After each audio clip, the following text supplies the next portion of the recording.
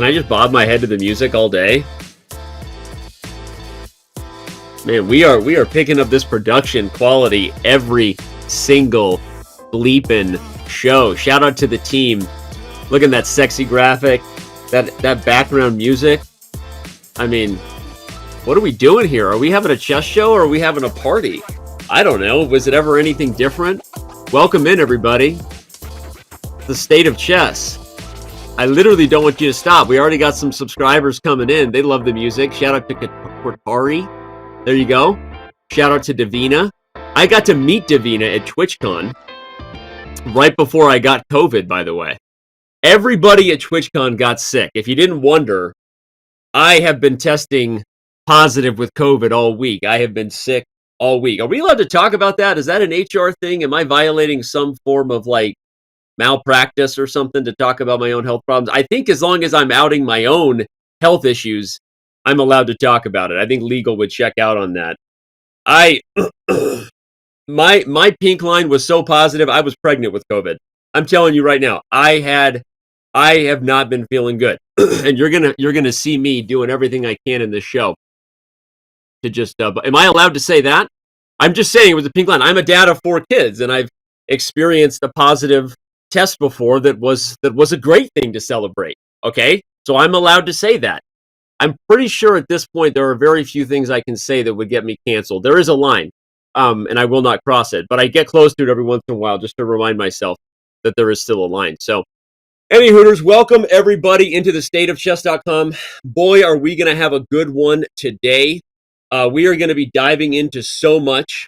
I can't even begin to set the tone any higher. Appreciate the well wishes for recovery.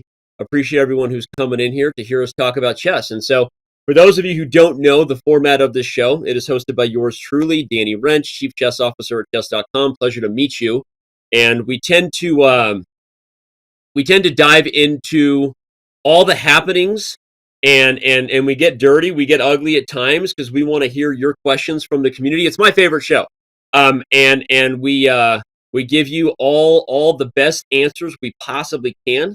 Especially these days in the world of chess, which at times is a nutty one, from cheating scandals to other types of controversies. The chess world is on fire half the time, which I know is probably not the right appropriate thing to say because there actually have been some, and there are different, very much more real tragedies going on in the world. So I'm gonna try to hold back any comparisons to how the chess world has been chaos. But I am gonna be real that the chess world seems busy. And this is a show where we try to dive into all of the tough topics. And we hope that you bring your A game in terms of questions. You guys have been doing it for the last couple of weeks. We've been gathering questions from Twitter, from Discord, from Reddit. Today I posted a message there. And so that's the segment where we get at the end, where we do a lot of AMAs. But we've got awesome guests from ChessKid joining us with a huge event happening in Charlotte. We're going to dive into cheating. We're going to dive into all kinds of stuff. But as we see the questions coming in, the team is going to do their best to add any live questions you have, in case you haven't already posted them on the social that is anything, the media that is anything but social. We're gonna dive in, and it's time to talk about what we've done from a product perspective, from an events point of view. We always start off the show by reminding you of what the last few months have brought. So, without any further ado, let's dive right in. I see chat is already getting in. There's a stickied Reddit thread right now, and there's been a lot of questions coming in. But if you missed the memo, community updates number 1 starts with August 2023. And for those of you who are very, very astute observers of the show, you might note that we skipped July. That's because July's probably biggest claim to fame was that it's when PogChamps started. PogChamps kicked off in July. And it was an awesome event. I'm starting because you see the man C-Dog there who won it. Though, let's be honest, if PogChamps happened again right now, we all know who would win. And that, of course, is Tyler 1. Can we all just sit here and be fascinated by what is happening with Lol Tyler right there? I don't even want to say Lol Tyler anymore because it's going to be Checkmate Tyler soon because he's given up League of Legends like an adult and he's finally playing a real game in chess. And Tyler 1 might be the most talented chess prodigy ever to exist. This guy is insane. It is incredibly amazing to watch. Shout out to Tyler 1. who I don't think anyone would argue is the greatest thing to come out of PogChamps 5. This guy is just amazing. I'm going to look right here at the camera when I'm talking about you. But Tyler 1, we see you. I see you. I see you avatar style. Like I see the blue person inside you. But for those of you who also didn't know the update, we upgraded our game review to the latest and greatest from Stockfish, which is a big deal. We are now rocking Stockfish 16 here at Chess.com when you dive into the game review, which, believe it or not, it's not easy to keep those things fully up to speed and up to date, but there you go. Stockfish 16 is the most powerful version out there. It is what is powering your game review. PogChamps was won by CDog. And the other thing that probably the biggest thing that happened over the summer was our launching of Untitled Tuesdays. We're going to talk a little bit more about that later on in the show. But if you're not playing an Untitled Tuesday and you're not a titled player, then it's officially a you problem, I guess, at this point. And it actually is a lot of fun. So do it. Check it out. If we want to go full screen here, I can do a quick review of what else happened in August just to make sure that nothing else pops out at me as something that I'd like to talk about. Usually we do that quickly. But yeah, August, as we said, won by CDog 5, meaning PogChamps 5 in August. Stockfish was the latest and greatest. We had some bots that were based on the likeness of the great artists in history, or many of them, if you didn't know that. We like to keep our bots fresh and have some fun. So if you didn't get a chance to play Donatello, you might have missed it. There you go. The Bullet Chess Championship was concluded. Hikaru won it. That's a big thing we'll just quickly mention. The Collegiate Chess League is something we're going to get into later on in the show. If you may notice, I'm wearing a CCL shirt. It is damn comfy on my skin as well, and you know I have sensitive skin. For those of you who have ever paid attention, I have very sensitive skin, and it's something that I'm not ashamed to admit. I get red very easily. You might even notice my neck gets a little bit red. If I was to draw my finger across my neck right now, it would really get red. I get sensitive skin. My skin reds easily. So I only wear shirts that I like, and that's the CCL shirt. Okay, and there you go. I think we'll leave August at that, and we'll move over to September if we want to. I brought up the article, but we can dive into the summary if we want. September was frankly like crazy. Let's bring up the summary and talk about it, because I think that from an outside of the chess world perspective, September was even bigger than August. I know we love PogChamps, and Tyler 1 is the gift that keeps on giving, because that guy is just really dived. He's dove in. He dove. Tyler 1 has dove headfirst into chess. Sorry about that. But Clash Royale and Clash of Clans was a partnership that we did right after PogChamps. I was in Paris with Ludwig, and we did an incredibly fun show where we did a whole bunch of crossover events and some versions of Hand and Brain, and ended up doing a bunch of stuff with Spell Chess. If you still haven't tried the Spell Chess variant, you should definitely check it out. It's a ton of fun. But this was the biggest partnership we've ever done in our history, working with Supercell. You know, literally one of the biggest gaming studios on the planet, and 200 plus million people play their apps every day. That's a pretty big deal. And so getting involved with them, learning so much from what they do, and helping their community find their way to chess, encouraging our community to find their way to the Clash games, it was a lot of fun. So really, that was the biggest deal. We've got the Barbarian versus King clubs, which is something that we did. We had a bunch of community challenges. I actually don't even know if you can still join the Barbarian versus the Barbarian or the King club. Can you do that? Can I join right now? I wonder if I can. I'm just gonna try it in real time. I'm scrolling through, and I'm just gonna go and I'm gonna click on the Barbarian King club. There you go. Okay. And I can join the club still. I would much rather be on the Barbarians club. Whoever's staff account I am logged in as, because this is not my official account for the show, you just joined the Barbarian Clash of Clans club. You're welcome. And by the way, does that club not look sexy? Look at that. Look at the background of that thing. That's a lot of fun. It's a bunch of Clash characters playing chess. So there will continue to be ongoing community events. And we've had a great partnership with Supercell, and we're going to continue to do fun things. So if you're a fan of both games, you might want to go join one of the clubs. Don't join the King and the Barbarians club, because that's a little sacrilegious. At some point, they shall do battle henceforth with. and you want to wait for that opportunity and really choose your side. So anyway, so that was probably the biggest thing that we did in September for the outside chess world community, and it was a ton of fun. Let's talk about the things that happened in September in the chess world as we dive into our next summary. Magnus Carlsen won the Speed Chess Championship, and boy, was that incredible, right? I mean, you literally had it come down to, they're saying I'm smurfing in chat? I'm not smurfing. No, that's, again, I'm logged into a staff member's, I am logged into a staff member's, account right now. So any Hooters, we're going to continue. Magnus wins the SCC. That was a big deal because it came down to the wire yet again. Him and Hikaru continued to deliver. One of the things we're going to talk about in this show is the thing that many of you heard about when Hikaru broke the news, which is that an event we had so much energy and effort going into, really for more than a year. The beans were finally spilled that unfortunately we were not able to pull off the match live in Las Vegas, Magnus versus Hikaru. But I'm going to talk to you about that and give you the full breakdown of how that didn't come together, and with a big apology and a promise that we're going to continue to try to deliver. So if you want to know the juicy details on how the match never came to be, you're going to want to stick around in the show. But the match that happened between Magnus and Hikaru in the SCC delivered again. It was incredible. I literally thought we were headed to overtime. Hikaru was a move or two away from mate on the A file, and then somehow Magnus stumbles into this sacrifice the entire house, and the queen and bishop have a mating net. That was absolutely insane, and they are must-watch TV. Agree with the featured chat.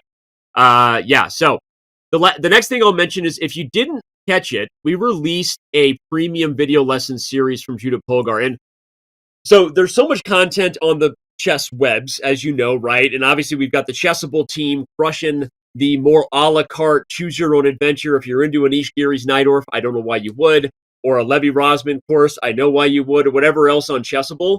You can find what you need. But the lessons on Chess.com are still included with the premium membership, right? Chessable is something you kind of purchase individually as your heart desires.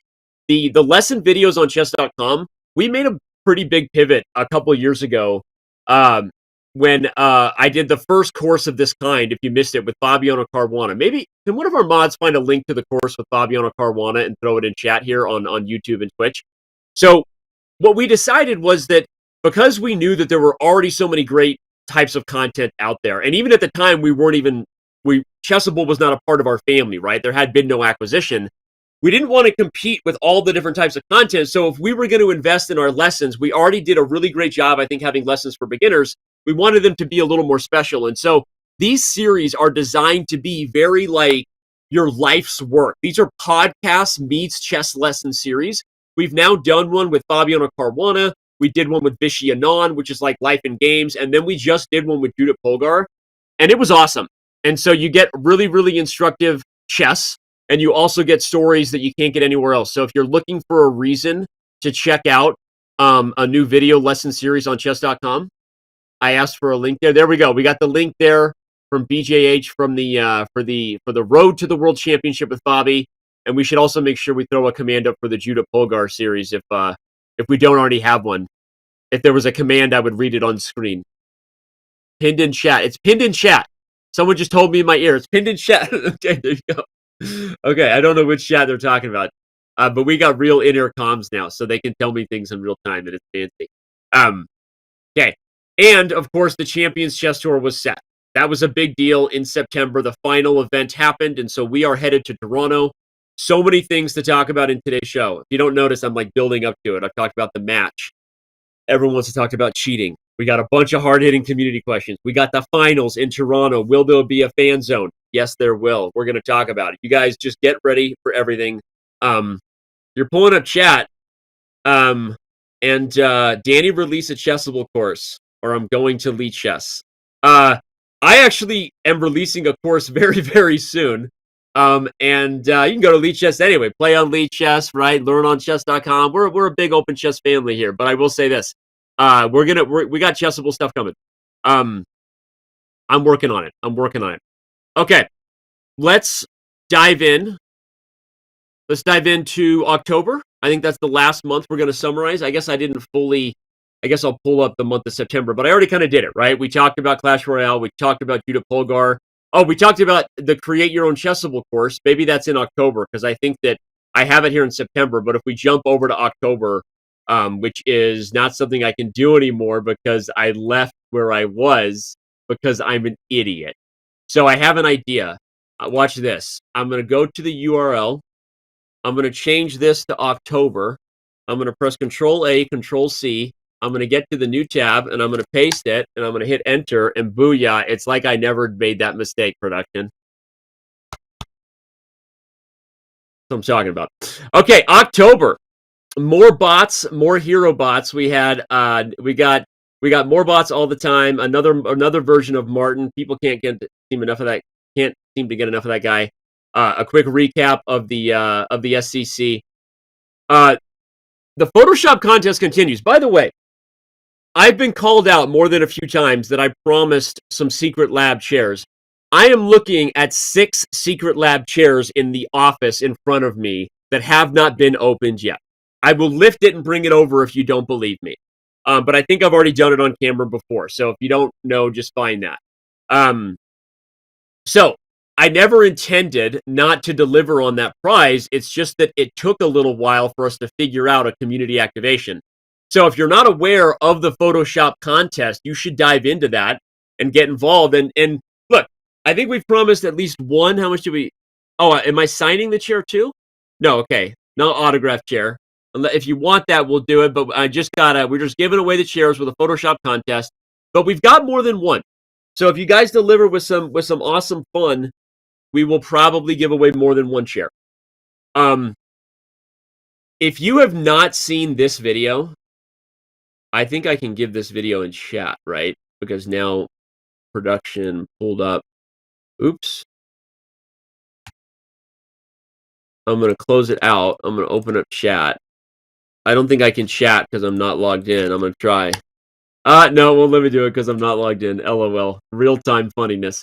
Okay, never mind. Back to this. If you have not watched this video, you really should. Most heartwarming video we've had in the Chess Bullet for a long time. It was just so entertaining, and I definitely recommend you check it out. So, we announced in September the ChessKid National Festival, but I'm saving all the thunder of that because we've got awesome guests coming up, and we're going to dive into this in full and invite everybody to come meet the stars in Charlotte. I will be there. Levy Rosman will be there. Funmaster Mike will be there. Jennifer Shahade will be there. There's going to be awesome people. So it's going to be great, but we're going to talk about that later. And let's pull up the summary of October because in addition to the things I've already mentioned, there's a couple other notes. Chat was already coming at me hard. Polina Shuvalova beat the living tar out of me in this event. Just get it out, chat. Get it out. Let's go, chat. But as I tweeted, it felt good to lose to the champion. It felt good to lose to the champion. I thought Levy was going to take her down because I thought Levy would be trailing headed into Bullet. Because I think she's a stronger player, but I thought Levy's experience in Bullet was going to pay out because he's not that she's not a great Bullet player too. She's actually higher rated than him in Bullet, I think. Maybe I'm wrong. But the point is, I thought that Levy has played a lot of Bullet like under pressure, right? He streamed Bullet, all those things, and I thought he was going to win out in the Bullet, but he didn't. And Shuvalova was the IMSCC champion. There you go. That's a really great idea, Bowties Live. Can we get an F1 edition of PogChamp? We know that Signs and Leclerc both play chess on Chess.com, if you didn't know that. Shout out to Leclerc and Signs. I don't know if Max Verstappen does, but I mean, Hamilton's a chess player. I should just say that, right? So, you know what? There's all kinds of fun celebrity events coming up. We continue to try to take the idea of PogChamps, which is let's bring people who we are fans of in other areas and other arenas together to do the thing we are the biggest fans of, which is chess. And we're going to continue to try to do that. Speaking of which, Blitz Champs Texas took place. That was our third collegiate Blitz Champs, which is pretty amazing. And I think that Blitz Champs in colleges is going to be a thing to come. It's pretty awesome, especially when you've got some of the top ranked colleges in college football, which of course, if you live in the States, huge probably the second biggest sport, right? The NFL is the biggest sport, and college football is the second biggest sport. That's just the truth. Don't ask me why it's called football if you don't live in the States, because they throw the ball with their hands. That's a thing that they do. So, and of course, the create your own chessable thing, which I already mentioned. So, love the chat. Love that you're here. And there is not really any chess on this show. This is a talk show. This is a podcast. This is a dive into the world that is chess show. And we appreciate you being here. Okay, so we have now talked about August, September, October from a community updates perspective, right? We've set the tone for the future of this of today, the state of chess. Comments are coming in chat.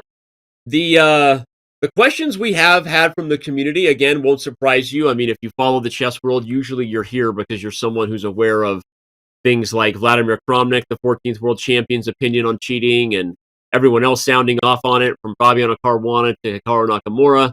Chess.com, what's going on? Where are we at with that stuff? We want to hear more about the match that Hikaru talked about.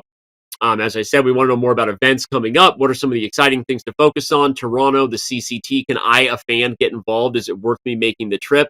I'm afraid to announce what we're going to announce on this show today, because it's the fan zone is going to be like they are turning people away, because the chess world has blown up, right? And so it's going to be like, if anyone, I mean, we already have a big enough fan base in Toronto to pack the house for what we're going to do. So it's going to be interesting. And if anyone is serious about wanting to come and meet some of the best chess players in the world, or the people you're fans of, it's going to be awesome. So there you go. There you go. So many interesting things ahead. Before we take our break, we've got a couple of other things to do before we do, right? We did sorry, I was on the wrong line at the run of show. I'm sorry about that. Okay. So whenever we do these community article updates, I'm missing it. I apologize, because we've got a very packed show today. My brain is already looking ahead. I've already touched on the fact that we're going to get into some cheating in chess. So let's make sure we bring up fair play by the numbers, which is something I will also dive into the articles, just to remind everybody of where they can see this information. Chess.com has work to do. We always have had work to do, and we will continue to do it, along with answering the community's call when they want us to do a better job about communicating about what we're doing. And that's some of the things we're going to get into in the show today. But if anyone ever wonders or says, like, hey, all these accusations of title players, I feel like one of the disconnects that's happening is people are screaming about there's cheating, and then other people are saying, yeah, that's a little bit of misinformation. Yes, you're right, there's some cheating, but there's no way it's 20%. It's probably closer to this. And I feel like no one talks about the fact that we're closing title players all the time, and we are protecting events. And it's like people are saying things. And if you ever read the Hans Niemann report, we posted a bunch of ratings, and I guess accidentally, either confirmed or not, I will not confirm or deny, a number of grandmasters who've been closed for cheating who confessed, right? So I feel like there's this conversation, like as if we're not doing the job. We closed 28 title players in the last quarter. Let's go ahead and pull up one of the articles here. In case you're wondering, we published this information. Do we tell you their names? No, but I'm going to talk about that later on in the show. Do we currently announce to the world every time we do it? No, but I'm going to talk about things we're changing later on in the show. Every single monthly report we do has the transparent number. We closed 6 in this month. How much did we close in August? We closed 16. Holy bejesus! Why were you cheating so much, title players? In I think this was July and August. 6. Okay. There you go. Maybe that combined the two. So 16, 6.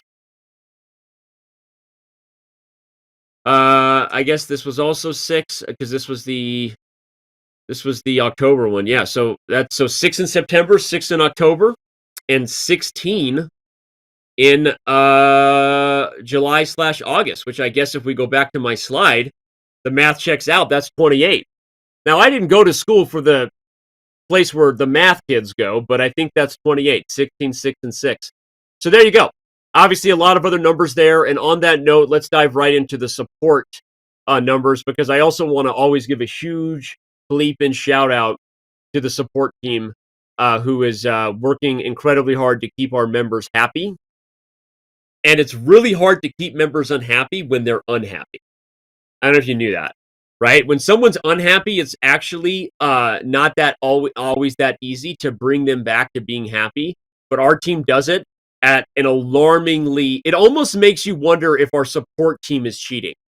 Like, is our support team cheating at chess support tickets? Because that's an accuracy rating of, we're going to talk about accuracy and why accuracy is actually not cheat detection later on this show. So if you're looking for more reasons to stick around, it's going to get real, and we're going to take your chat questions. So of course, we're going to clip and ship everything that matters, and everyone can watch it on VOD. If you are watching this from the future, hello from the past.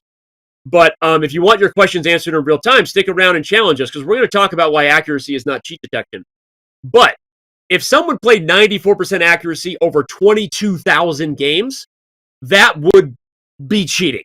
Likely. We're going to talk about accuracy is not cheat detection, but there is a way that we, the way that you can deal with the quantity over quality, all the dangers of why you can't take accuracy from a single game. I mean, my own son has played accuracy games of over 90%, and he's not very good at chess. I don't know why I just threw him under the bus like that. Sorry, buddy. But the point is, accuracy is not cheat detection, but 22,000 games of a 94% accuracy rating would be a problem. But our support team somehow delivers that, and they do an incredible job. So I hope that somebody on the support team is watching and shares this with the entire team in our water cooler Slack channel, because that's bananas. That's not like we make up our own rating and we make up our own accuracy rating of happy customers, and we control the tickets, right? So that's just such a great job, and it shows you that the chess world, has a lot of people in it who care about it. So thank you for that. All right. On that note, I think we're going to bring our first block to a close here, right? What we've done here is reviewed the past. Now it's time for us to get set for the future. Continue to bring your questions, and we're going to continue to roll on here in today's State of Chess. As I throw to a break, remind you guys, check out our content. We got a video for you with ChessKid's Fun Master Mike, a reminder that you can book your tickets and come to Charlotte and join us. Throw us your Prime if you don't want to miss a single commercial break with the content we have. I will be back in just a few after this message from Fun Master Mike.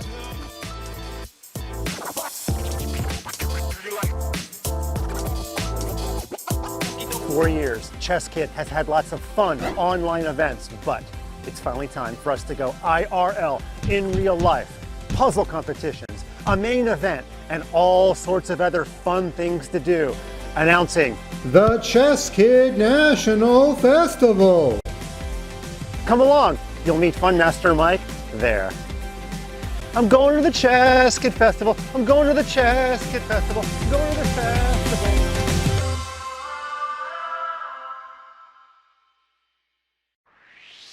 Chess again? No, this is spell chess. Do I dare read the instructions, or should I go in without reading them? I didn't read the rules. This man is just blundering. What? Basically, it's normal chess, but there are two spells, jump and freeze. The freeze is applied to a 3x3 area. Man, this game is hard. What? Freeze here, knight check. Boom! That's mate. Oh, that's incredible stuff. Oh. Freeze. Wait. A jump spell, which allows you to jump over a piece, and I'm setting up a win. Oh! Then black would just freeze me. Then I make a double threat. You don't have any freezes left. So if here, this is too hard. Wait, once I get the hang of this, we're gonna be winning so many games though. I can't block with any of those pieces, but I can use this, and then this. Freeze this, and then go here. Yay, I won! Let's go! He cannot take my bishop. He cannot take my bishop. It's a nice feeling when you start understanding the game and you win. Oh, they resign! I'm not even lying. I think I'm one of the greatest spell chess players to ever play spell chess. That was fun. I'm enjoying this.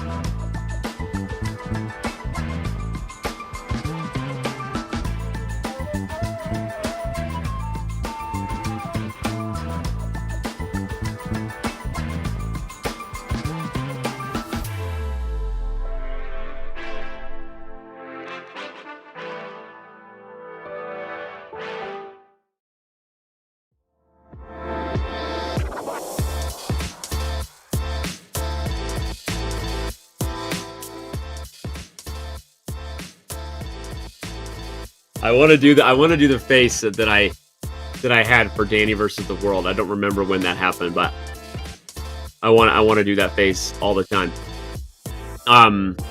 We are live with stateofchess.com. It continues here. If you're just tuning in, thanks for making us part of your day. You've missed the segment where we recap and review all the things that once were and have been.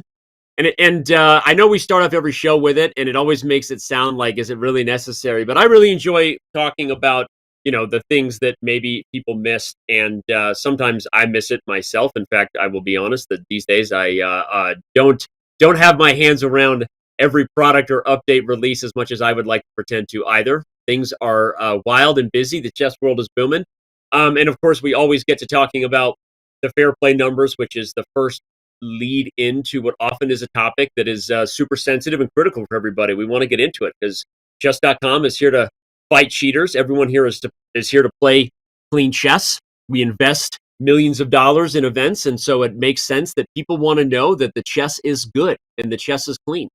So we've done those things. We still got plenty more ahead to talk about in all of those departments. But right now, we are going to talk about the match that didn't happen between Magnus Carlsen and Hikaru Nakamura. And I'm going to tell you the story of everything that was going into this, what our goals were with it, and ultimately why it didn't work out. So the first thing, which shouldn't surprise anybody, is that we've been trying to make this thing happen for a long time, right? If you imagine a world December 2021, January 2022, when the ball first started being put in motion surrounding what we thought one company would look like if Chess.com was to reach out to the Play Magnus group of companies and say, hey, let's be one, right? Let's work on a single-minded mission of grow the game, doing the biggest effing bleep in the history of the game. And instead of worrying about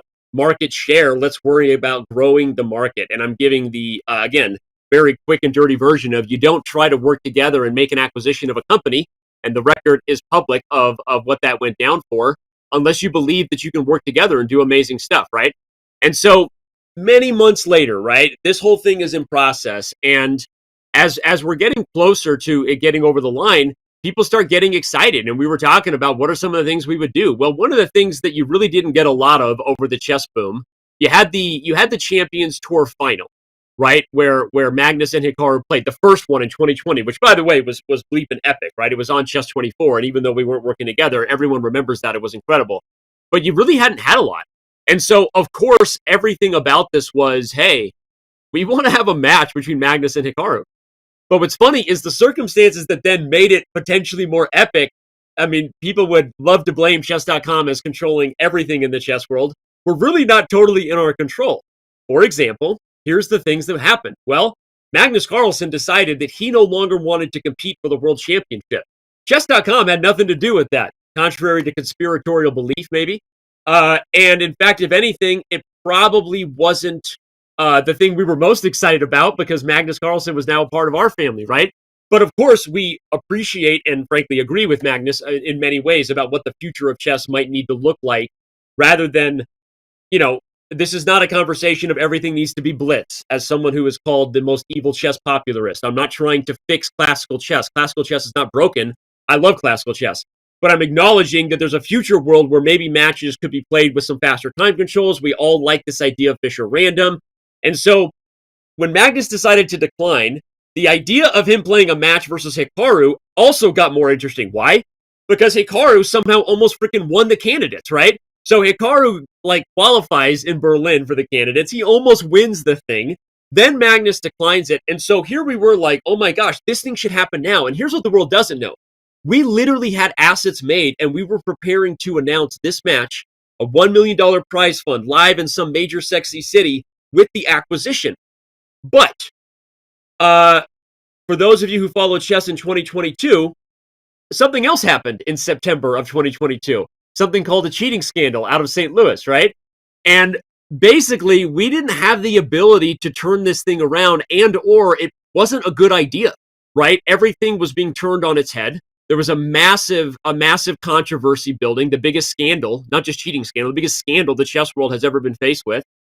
And I'm not going to recap everything that went into basically delaying what was going to be an amazing match that we were prepared to do right at the acquisition. What I will then say was a lot of good things were happening for chess, right? There was a scandal, but there were so many amazing things happening in the winter to quarter one of the chess boom. One of those most amazing things was chess boxing.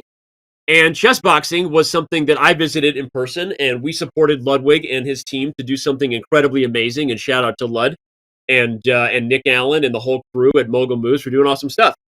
And so as we rolled into the early year, a new idea was spawned. A new idea was spawned, which was, hey, you guys want to do this match between, actually, I brought the idea to Ludwig, which was, hey, we want to do something that has never been done before for fans. We want to do the match that everyone wants to see. It's not the World Championship match anymore because Hikaru didn't win the candidates, and apparently it wouldn't have mattered because Magnus withdrew, but people want to see this event, and fans will bleep and travel for this event. And I want this to be the biggest, coolest thing that has ever happened in chess. And Ludwig is like, I'm in. Sign me up, bro. Like, let's go. And here we were partnering together to do the coolest thing ever. Initial plans had the idea of it happening actually in May of 2023, right after the World Championship, not to steal FIDE's thunder. If we wanted to do that, we would have actually competed with Ding Liren, Yanda Pomnishi. But we decided not to do that. We decided, hey, like, let's do it after. A combination of not getting ducks in a row, we quickly pivoted to the summer, and we were committed. In fact, assets made, things ready for August of God, my years are messed up. 2023, right? Problem happened. Moving so fast, we were not able to get all logistics in order. We were still debating on venue, we were debating on cities, and ultimately we decided that if we were going to combine this with chess boxing, it should be in, and people are asking why with Ludwig. Well, first of all, Ludwig and doing something with creators is super awesome for chess. Part of the big chess boom we've had is what's happened with chess online. Aren't you watching this show on Twitch and YouTube, right?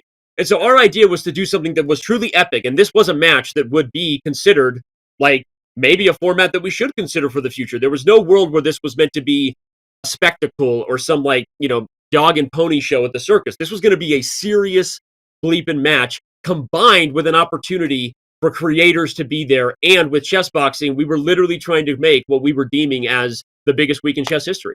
That was the idea. When August didn't come together, it was the final pivot. It was like, all right, we're going to do this in November to give everyone enough time to pull this together. We've been shooting content. There is content that I filmed in Oslo with Magnus. There's content that we filmed with Hikaru. We put everything we could into this. And what happened, as you guys already know from Ludwig? Ludwig was not able to get his chess boxing license.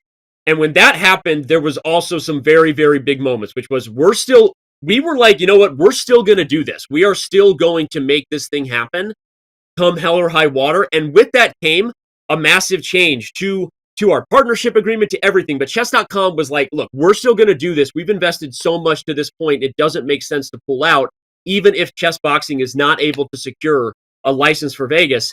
And the problem was this. We've now got ourselves in a window where the only reason we wanted to do it was if we could deliver the most amazing thing in chess. Like I said, fans and doing something that was special. But now that we got the news that chess boxing was out and we were running out of time, we got one last final piece of bad news, which was that the venue we were working with, this part of it's on me. So I'm just going to stop and say this. In theory, we should have been pushing forward on the contract logistics on a more aggressive timeline than we were before we got the bad news of the match, but to be of chess boxing. But to be clear, we actually didn't think it was going to be a problem. Everything was wrapping itself up to the likelihood that we thought it was going to get a license. When everything fell apart and we were on our own with a venue, we got a contract that didn't align with something that we could deliver on, something that we felt good about. I don't want to throw anybody in those negotiations under the bus either, but basically a combination of insurance and legal and liability. And here we were, less than 2 months out, trying to put on the biggest thing that was literally going to cost millions and millions of dollars. And now we're in contract negotiations. And we made the very difficult decision to pull the plug, which was to say that why do this event if we can't deliver fans in a way that they've had months to plan? where you had 6 months to meet up with your buddies and be like, we're going to Las Vegas, we're doing this. When we had basically no longer the partnership of chess boxing and ran out of time to promote this on a global scale, it didn't make sense for us to then spend 2 more weeks trying to negotiate with legal on a contract when even if we got that over the line, it probably was already too late for us to really get fans to travel around the world for this. So in the end, what was a year and a half of a labor of love for me, yours truly, and we had literally just announced that we were doing this thing at our company meetup. Like that's how crazy it was in terms of how this thing went down. So I just wanted to let you all know that we failed to deliver on something that if I had to hit reset, there's no way we wouldn't have made it happen. Probably we would have made it happen in May. Honestly, in May 2023 was the right time to do it, right after the World Championship where a lot of people wanted Magnus to play. And when that didn't happen, every single person involved, from me to Ludwig to everyone, gave their absolute maximum effort, and it didn't work out. And it was incredibly upsetting because I believe that we missed a window to do what would have been the greatest like chess fan over the board chess event spectacle of all time. And we messed up. We messed up in terms of not anticipating the timeline required to get the actual venue contract over the line. We were delaying that because, again, there were discussions with chess boxing. We were all making our best effort to do it. That timeline itself made sense. So it's like when you replay a game review and you're like, I clearly made several blunders, but I see that now. The way I was calculating, I actually know why I went for that tactic or why I decided to go for that. I know why I did this at the time. So in hindsight, I learned a lot about what it's going to take for us to properly deliver on these things. And I also learned a lot about how to properly plan it. And we've done live events before, but nothing that would have been close to the scale of this.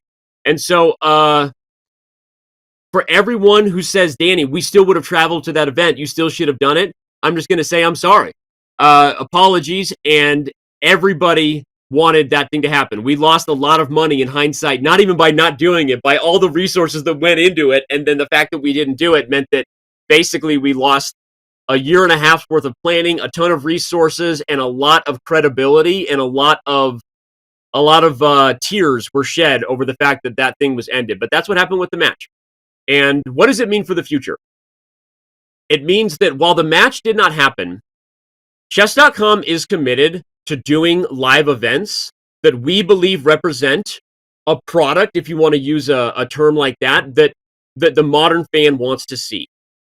And just to jump into the fray of what is Danny Rensch, big evil chess officer, saying, right? Does that mean Chess.com is moving into over-the-board chess with an intention to compete with FIDE?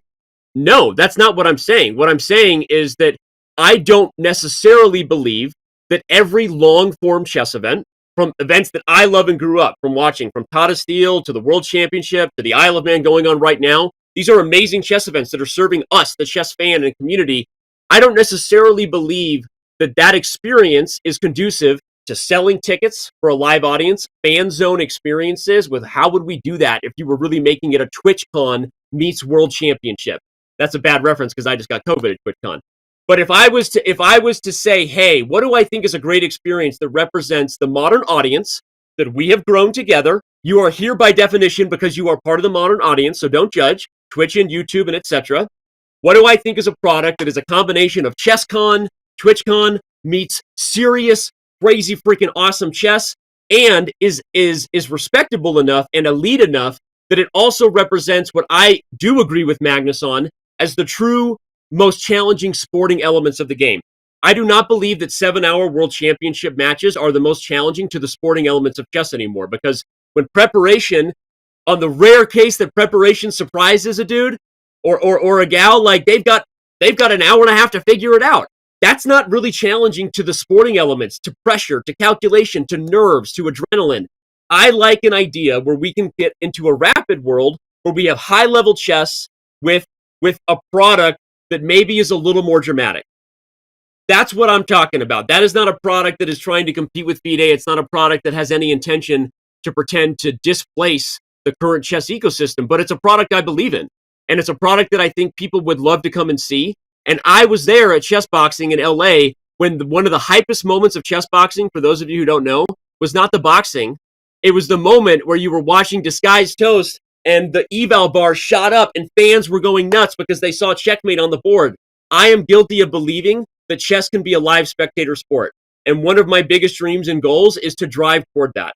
So, Chess.com does believe in a future of live events with fan experiences that are awesome and are different than the traditional chess viewer should come to expect. So that is what we believe in, and that is something we're going to continue to do everything we can to bring to you. And on that note, without any further ado, let's talk about what we are doing toward the end of the year, because the match is not going to happen with Magnus and Hikaru. What is going to happen? Well, we are going to Toronto. Who made it? Let's remind you of the 8 players who worked super hard this year in the Champions Chess Tour to qualify their way, because one of the most epic things about this event is, as heartbroken and disappointed as I was that the match fell apart, I realized, I am getting Magnus versus Hikaru at least in one live location happening, and that's in Toronto. It's 8 players, which in some ways is actually even more fun, because you get to see Fabi and Ali Reza and Maxime and reigning global champion Wesley So, right? And young upstarts Lazovic and Abdusaturov. So tell me you're not excited about that, right? The truth is, I'm not going to pretend that we're not all heartbroken and disappointed about that, but this is a format that I think everyone is excited to see. It is not going to be a venue that sells hundreds of thousands of tickets, but it is going to be a venue where you can meet some of your favorite creators. So before we get to the fan zone, let's talk about the talent that's going to be there. The commentators that will be working on the Champions Chess Tour final are myself, Levy Rosman. He will be joining me in Toronto. We've got Kaya joining us in Toronto. We've got Canty joining us in Toronto. And then we're going to have the crew in Oslo that you're used to and that you know and love. You've got Tanya, you've got David, you've got Hess. I think you've got more. But you've got a massive list of talent bringing you the finals, which is going to be a very long event. Is it a world championship of 3 weeks? No. But it's also not a couple days. This is going to be an epic event with talent every day that you want to see. And then last but not least, we should talk about what we are going to do on site. And shout out to Canty in the chat. What's up, dude? I see you there. Let's do it. Let's announce it. We are going to have limited availability for a fan zone meet and greet where you will have an opportunity to meet not just players, but your favorite stars, 2 of them homegrown Canadian stars. They will be the official hosts of the fan zone, but you will also be having chances to interact with me, with Levy Rosman. Again, the players will be making appearances. Anyone who knows Magnus is friends with Eric Hansen. Don't be surprised if he's hanging out late, maybe later than he should, because Magnus, hey, you've got a game tomorrow. Maybe it's versus Hikaru in the grand final. Magnus, get to bed. You shouldn't still be awake, hanging out and drinking with fans, but you are. I don't know that these things are going to happen in Toronto, but I know that we're going to have a blast. And the Chess Bros are going to be the official host of the Chess.com fan zone at the Champions Chess Tour final. So it's going to be awesome. No, it is not Vegas, and it is not everything that we had in store for the match, but it's going to be our first foray back into the fray. I just said foray and fray. Wow. Into live events. This is really the first live event where we brought fans and sold tickets since the Pro Chess League finals we did in San Francisco, and that was pre-pandemic. That was pre-Chess Boom. So that's going to be epic. And there you go. That's what we're doing. And if you want to join the fan zone, you should probably actually figure that out. Although we probably need to figure this out, because as I'm saying this, I know that we have limited seating, and I just realized we may have opened a can of worms, so we got to figure this out. So, but you can join us. You can join us. I see people commenting on my red skin. I do. I'm very passionate, and frankly, I'm pretty disheartened about what happened with the match. I dare say the word devastated, because I'm giving you the version that doesn't make me cry. I literally cried when we canceled the match multiple times, because it was something that, as I told you the full story, I had been working on really in my head since the acquisition process started. So I was very passionate. I didn't want to go into the unnecessary rated R details, because the truth is it was hard for all of us. We put a lot of effort into it. So I get red skin when I told you guys I get sensitive skin. But I'm very excited about Toronto. Magnus, Hikaru, the crew, we're going to have an awesome event.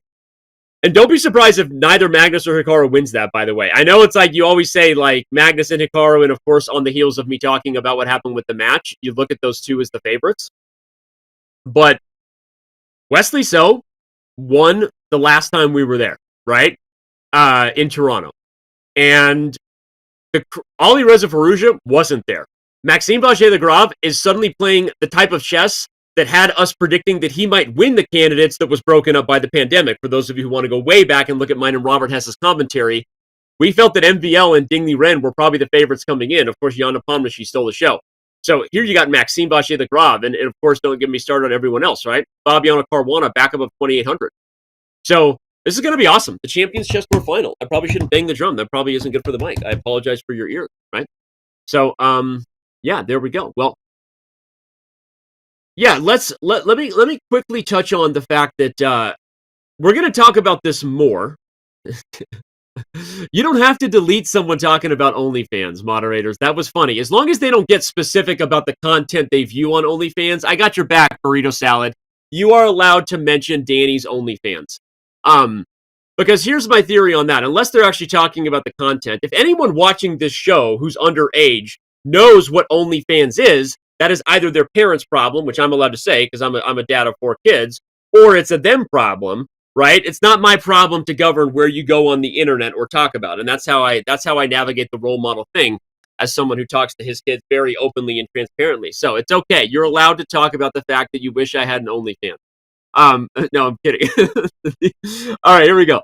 We're going to get into this a little bit later, but 2 things about Toronto that are also going to be different than what people expect. One, it is going to be played over the board. So this is the first event where Chess.com has brought its might. If you talk about the good things Chess.com, the haters who are here, I love you anyway, but let's talk about the good things Chess.com does, right? The scale of the global chess community, right? The online infrastructure that allows multiple stages of qualifiers, gives opportunities to your Lazovics, your Abdusaturovs, your young upstarts who maybe would have had to wait years before they got invited to Tata Steel in the old world chess, right? The good thing Chess.com is doing, before we get into cheating and things we're going to talk about later on, and save all your criticism, but there's no denying millions of dollars exist in an online, scaled, global infrastructure ecosystem that is freaking awesome for professionals and then brings them to live locations. What we did last time was we played at a live location on the computer. Why? We were actually still suffering from COVID, even just last year, and we couldn't get all the players with Canadian visas to the same site. And so we played esports style. Nothing wrong with that. Playing on a computer is also great, even if it's live, right? That's esports style. But this year we're playing over the board, and to me, this represents, as we're talking about Danny's dreams today. Apparently, that's what the show's about. The match fell apart, so heartbroken dreamer over here. But one of the other dreams we have is that online chess is not put in a box as not being epic, elite, or with highest stakes.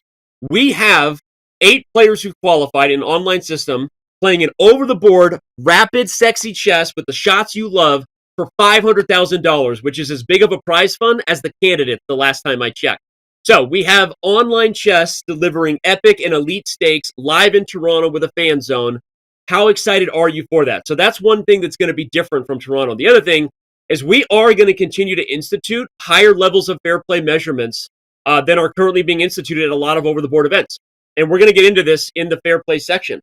But, many of you watching this show, right, you follow the controversies. Magnus talking about the watch and Cutter, talking about events that are still being run without stream delays, which, again, for the life of me, why FIDE would run the World Cup without a stream delay or why others aren't doing it is beyond me. Not because any accusations of cheating are being made, but because it's not hard to do. It is literally takes chances of cheating from here to like here, just alone by eliminating any potential for a second gunman. And before we talk about the other places we're going to invest with what I believe should also be an increased level of security from the RFT scanners, radio frequency transmission, and other things, I just want you to know, like, if and when Chess.com brings its events to over the board, we are going to put our money where our mouth is and invest heavily in expensive security, and it's what we're doing. And I really believe that every organizer should do it. So consider it a public service message if you want. But it doesn't make any sense to me. I don't understand why this issue isn't being taken seriously in over-the-board chess. As an international master, forget about the Chess.com seat. I'm actually wondering when top players are going to start refusing to play unless there's a stream delay and unless they agree to the security protocols that they all kind of know should be done, regardless of jewelry and devices or other things. And so I don't know. I don't know what's going on. At this point, it's probably on the top players to actually lead with their actions before the event rather than during it.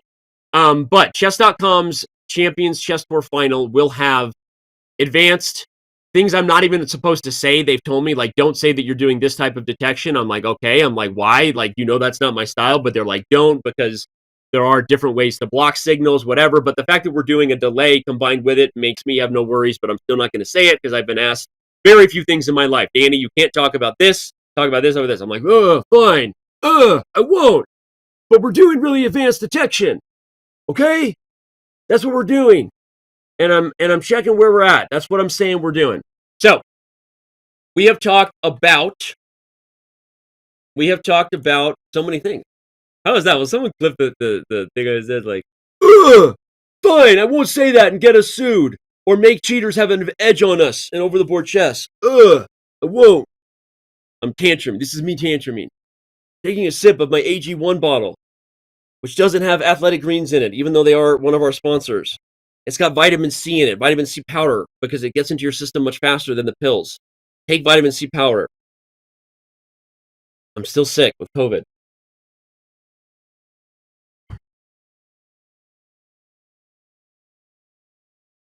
To the Batcave. Now we're going to talk about 2024 events. We have set the tone. We talked about what happened with the match. We talked about what's going to happen in Toronto. Let's do a quick preview of 2024, because if this segment started with the devastation and the heartache, which was the match being canceled, and then the preview of the tour finals, I want to continue to build on the positive momentum and roll past December 2023 into 2024 and tell you what we're doing next. So, on that note, take it away, Maestro. The 2024 Champions Chess Tour is going to be moving from 7 total, including the live final, to 5 total. So we are shortening the season by 2. You see the dates in front of you right now. We've actually worked pretty hard to let the players know that, to already coordinate against things like B-Day schedule, Grand Chess Tour, because we don't want to compete. And on that note, we are still keeping formats that the players love, the things that are merit-based, the meritocracy that is Chess.com will continue, that every GM has a chance to get into an event with massive prizes. We are increasing the total prizes per event. So, because we actually went down from 7 total events to 5 total events, we're actually increasing the overall prize money available for every player competing in each event. This means more prizes for Divisions 2 and Divisions 3 winners. It also means we're adding some other prizes, which I don't want to put the cart before the horse, but potentially some women's prizes and junior prizes, and we're continuing to invest in all the different ways to make sure that there is a diverse opportunity for everyone to win cash, because we do believe in diversity. So I'm super excited about next year. It's going to maintain the meritocracy.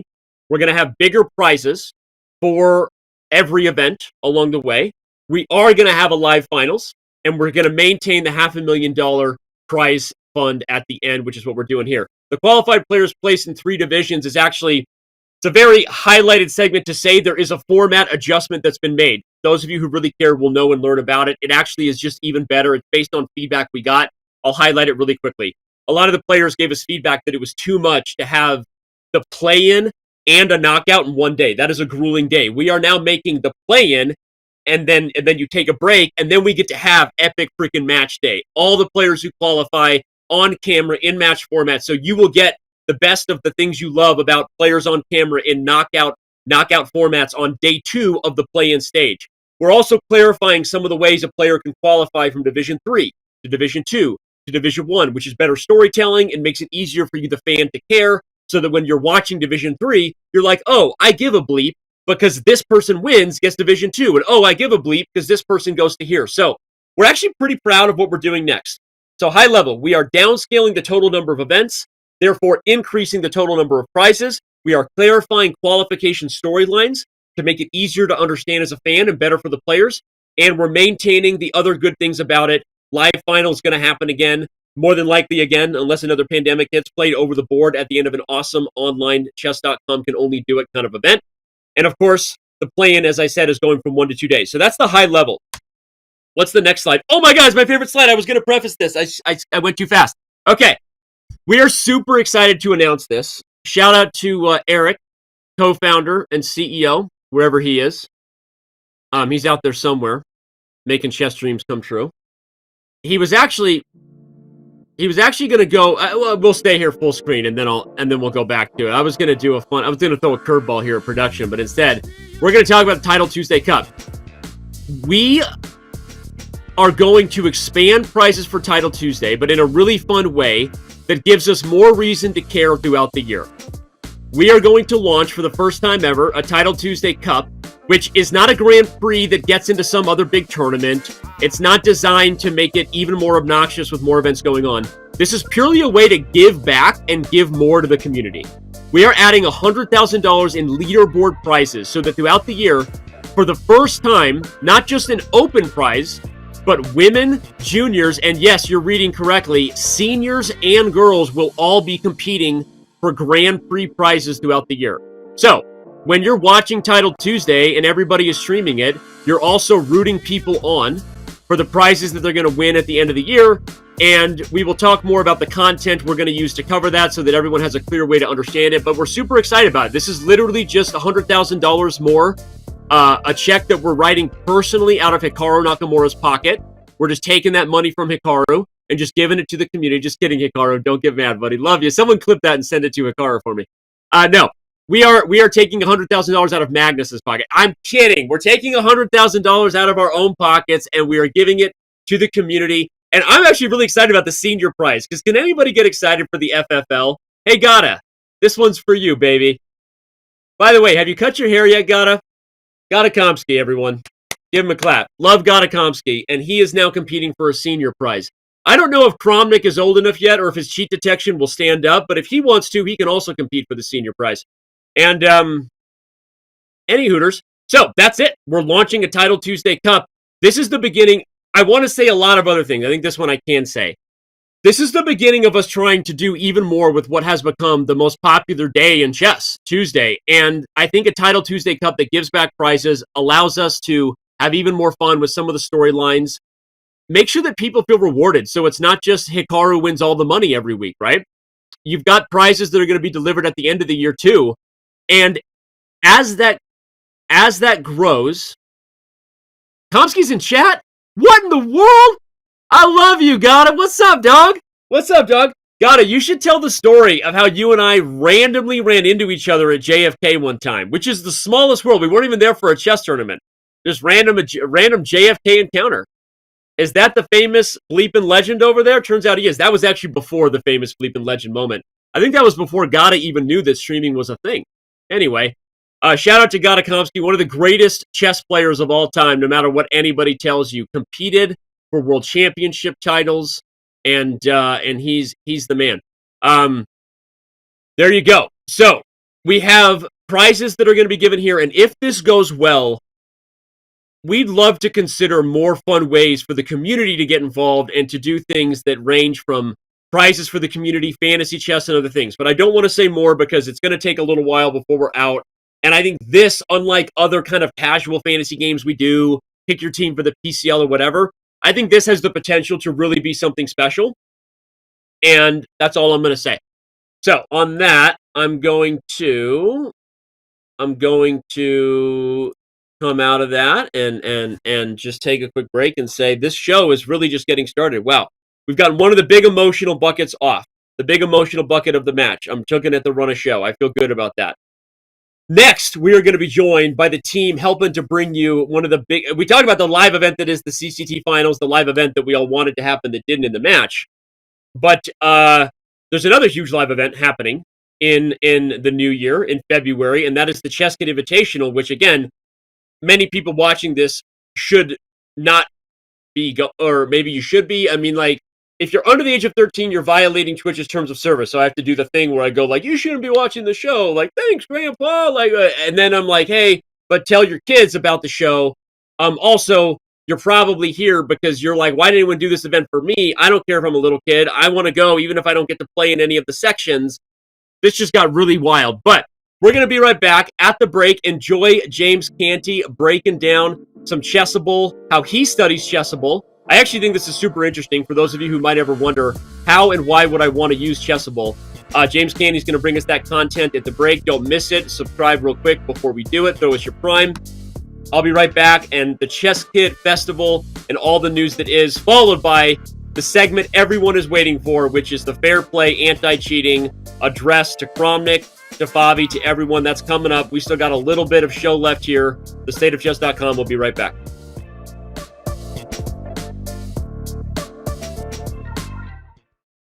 This right here is how I use Chessable and why. I've been using it for a long time. I mean, if you look up here, I actually have my streak. It says 1,231 days, right? You're gonna forget a lot of the things that are in the book. Chessable came around. When I got on Chessable, it's literally, I was already doing that. So this is now a game changer because I can do it faster. It's online, it's in front of me. All of my books are here. There's gonna be folders now so I can categorize by white, black, and tactics in game. But I literally have everything in one area. As you see, I'm scrolling here. This is why I like this. So they're like, how many Chessable books you got? I'm like, all of them. How I use Chessable is actually, I do a lot for the opening training. I do tactics on here. I do calculation. I do in-game. I do everything but the database. All my training on here all the time. Chessable is the wave. This is why I like to use Chessable. It's actually helped me. I remember even online, I was only like capping out at 2350, almost 2400 in Blitz and Bullet. My Chess.com is 26 with a high of 2774 in Bullet. And I blame all of this, like success, really, it's just working on Chessable. Just being honest with you. October is here, and so are some familiar faces. Martin learned chess just to play with his kids, and occasionally the family dog. A workaholic, Philip hopes chess will help him relax before he works his fingers to the bone. Laura the librarian loves to learn and has recently developed a penchant for spell chess. An aspiring influencer and self-proclaimed meme queen, Isla can be a monster on the board when she puts her mind to it. Paul Morphy's undying genius lives on to this day through his immortal opera game. Just your average old bots, nothing else to see here. Play them all on Chess.com.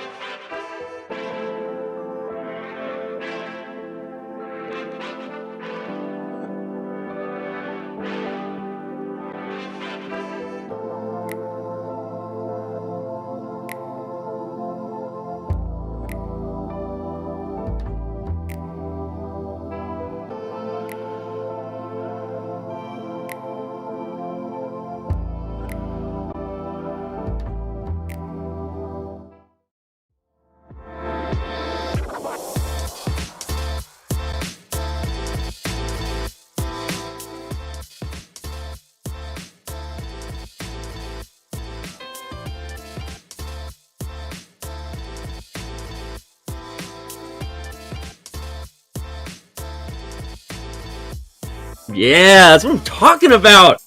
Give me the jams. Give me the jams. I love it.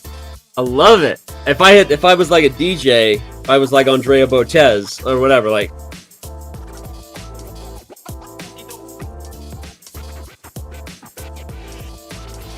By the way, before we jump into the fair play segment, we had a fun little thing we were going to do that didn't quite work out because Eric had to go. He had other meetings because he's apparently running our company right now. But we are bringing you what anyone who follows me on Twitter and Instagram already saw. We are bringing you mittens. Mittens will be a thing you can get. Although if you take a good look at this, you might ask yourself, holy bleepin' F, what have you done with mittens? Is this like Chucky and Mittens had a baby? That's not the Mittens I know and love. What is wrong with this thing? Also, that's not even our logo, right? So this is not the mittens that you're going to get. This was our prototype that didn't make it through everything. But we have mittens. Look at Mittens. So cute. Is Mittens cute or what? Will Mittens be making a return? Will it break the internet again? I don't know. I know that I now have a Mittens, and it is officially the most valuable plushie I own. Don't tell Duo that, because I also have Duo, the owl. My kids use Duolingo every day, right? And of course, I have a green fawn, a solo green fawn. But this is a plushie. That's right. You want Mittens? You know you want it. You know you want it. It's coming at you. It'll be hitting our completely revamped merch store very, very soon. Chess.com has been working super hard and doing a better job with merch because guess what? We've sucked at merch. Chess.com sucks at merch. Will someone clip that? Chess.com has sucked so badly at merch. Can I even say sucked anymore? Is that in? How many times do you say it before they like officially like bleep you? Because, you know, I don't know. Maybe we're talking about vacuums here, right? The point is, Chess.com has not been very good at merch. We do have some sexy merch, most of it reserved for staff. You know, there are some sexy shirts, but we have not done a very good job at merch. Guess what? That is about to change. Chess.com merch store 2024. Maybe launched in 2023. I don't actually know the date. In a universe, in a world where mittens is merch, it's coming at you. Okay, this is where we do the really smart Ludwig thing, and we start fresh as if this is going to be its own YouTube video. It is time to talk about cheating in chess. For those of you who've been under a rock, there's been a ton of stuff happening in the online chess world, including a 14th world champion who has become a self-proclaimed expert on cheating statistics. Vladimir is actually amazing. Shout out to Vlad, and we deeply respect him. Believe it or not, this is not going to be a segment where I'm even necessarily defending Chess.com or making disparaging jokes at the 14th World Champion's expense. We respect him and his opinion. We respect Fabiano Caruana, his opinion, the C-Squared podcast. We respect everyone in their opinion. And I want to start off with saying that in this segment, the first thing that really, really matters is giving a massive validation sandwich to everybody who has been frustrated at times with how Chess.com has handled the process of cheat detection. We are going to talk about the data and the accuracy, which it isn't very accurate, and the misguided statements that are being made about how much cheating is happening. That part of it is going to be defended, okay? That part of it is going to be defended. But right now, we're going to talk about the fact that there's a reason that people have been frustrated. There's a reason that people have felt, if you want to use the term, paranoid. There's been a reason that people have felt like Chess.com isn't doing enough.